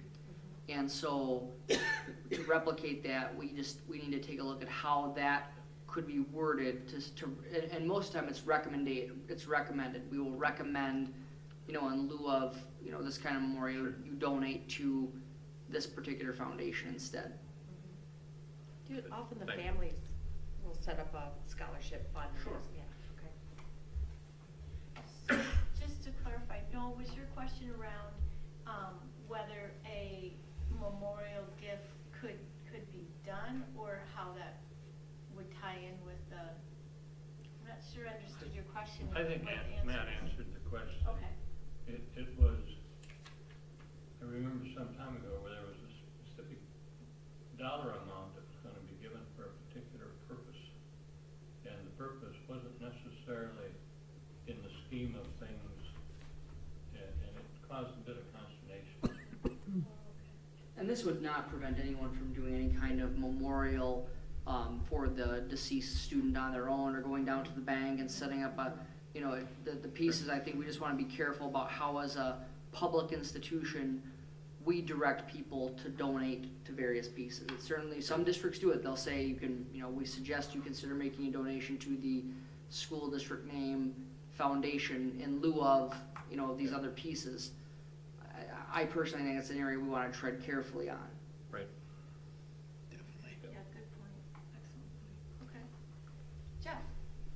I can see, I know a lot of times for putting bricks, or sponsoring a brick, I just had this thing come up from people necessarily want to donate a tree on campus or whatever, but I think that,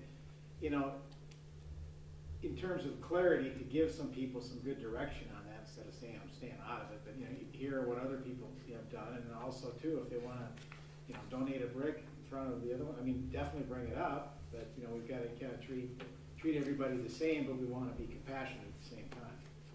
That's what we're going for here. It is a balance. Okay, good questions. So, yeah, as board members review this, if there's additional comments. If you have individual thoughts, give a little matter eye, and we'll. Okay. Because, again, we're trying to work very closely with Joel because of the fact that this tends to be a high school thing. This, we've obviously had students who passed away younger, but, that the impact really tends to be with that students in high school. All right, so then the plan will be to approve it with noted changes and any others. With any changes, yeah. Okay. And again, as I said, simply because we know this is a sensitive issue, we're sharing the procedure piece with you because we want to make sure that you're comfortable not only with the policy, but you're comfortable with procedures. With a clear understanding, though, that as procedures, if administration in the future says, we really hadn't thought of this and now this has come up, they need to be able to have the ability to modify the procedure as needed. Jeff, you have another Just one comment, I always like that phrase, for everyone, for no one, case by case. Whatever fits and makes sense there.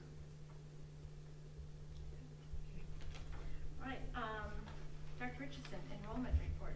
All right. The most interesting interesting thing number. the most interesting thing has happened. And the most interesting thing is we are the highest number we've been in 12 years.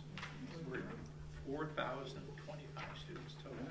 Now, as you notice, as you play through the numbers, what you're seeing is that the elementaries have stayed fairly much the same. The middle school has come up a little. The high school, as it normally does, drops down as we go forward. But also what you see is almost all of that drop ending up over in the ALC. And so, the advantage is the ALC has allowed us to catch those kids and help get them back into a program, which we think is really important. The other big number you're seeing is, you look at early childhood, we started out with 66 kids this fall. We have 102 kids now. And that's continuing to grow. So, again, it's a good place to be. Val should be a happy camper as we go forward, because this typically will help us on our bottom line in terms of the per pupil funding that we receive. And we will know more about how that's impacting as you get into the summer and fall. So all good. Okay, thank you. So, upcoming dates, some fun things finally to talk about. Anyway, not that the other things haven't been fun. Especially that exciting revenue stream. Oh, That okay. was the best. The exciting general fund. I guess it would be a lot more fun if we had money to say yes to everything we know we would like to be able to do. So that's what I'm prophesying. I'm sorry. Okay, retirement celebrations for Dr. Richardson. Again, community and school district staff, everyone will be been invited, and invitations have gone out, so hopefully board members receive those. Tuesday, May 31st from 5 to 8 p.m. at Carlton White Center. Program at 6 p.m. Again, community and school district staff, and all of those, thanks to Danita's hard work this past week, all of those invitations have gone out. School district staff, an opportunity for them just to congratulate Dr. Richardson. Wednesday, June 1st from 3:30 to 5 p.m. Program at 4 p.m. That at the Northfield High School upper cafeteria. And then we move on to graduation. Area Learning Center graduation, Thursday, June 2nd at 7 p.m. at the Northfield High School auditorium. That's a change from previous years, so we're moving to the evening. Don't go to Longfellow on Do not go to Thursday Longfellow. afternoon, Wednesday afternoon. But also air conditioned, which is usually better than in the gym. Yeah, excellent point. High school graduation, Sunday, June 5th at 2 p.m. at Memorial Field. Lori Christopherson usually requests that board members meet in the office at 1:30 p.m. For a 2 o'clock graduation ceremony. Future meetings, Monday, May 23rd and Monday, June 13th at 7 p.m. in the high school meeting center. And again, I want to apologize for those comments about fun. It's been a really heavy meeting, I think, because of the We took them in number the of spirit that they Yes. were Yes. intended. We'll just call it Freudian. things that we've had to look at in terms of the future of some things. So anyway, future meetings, I've already discussed that. So with that, I ask for a motion that we adjourn, and it moved by Noel.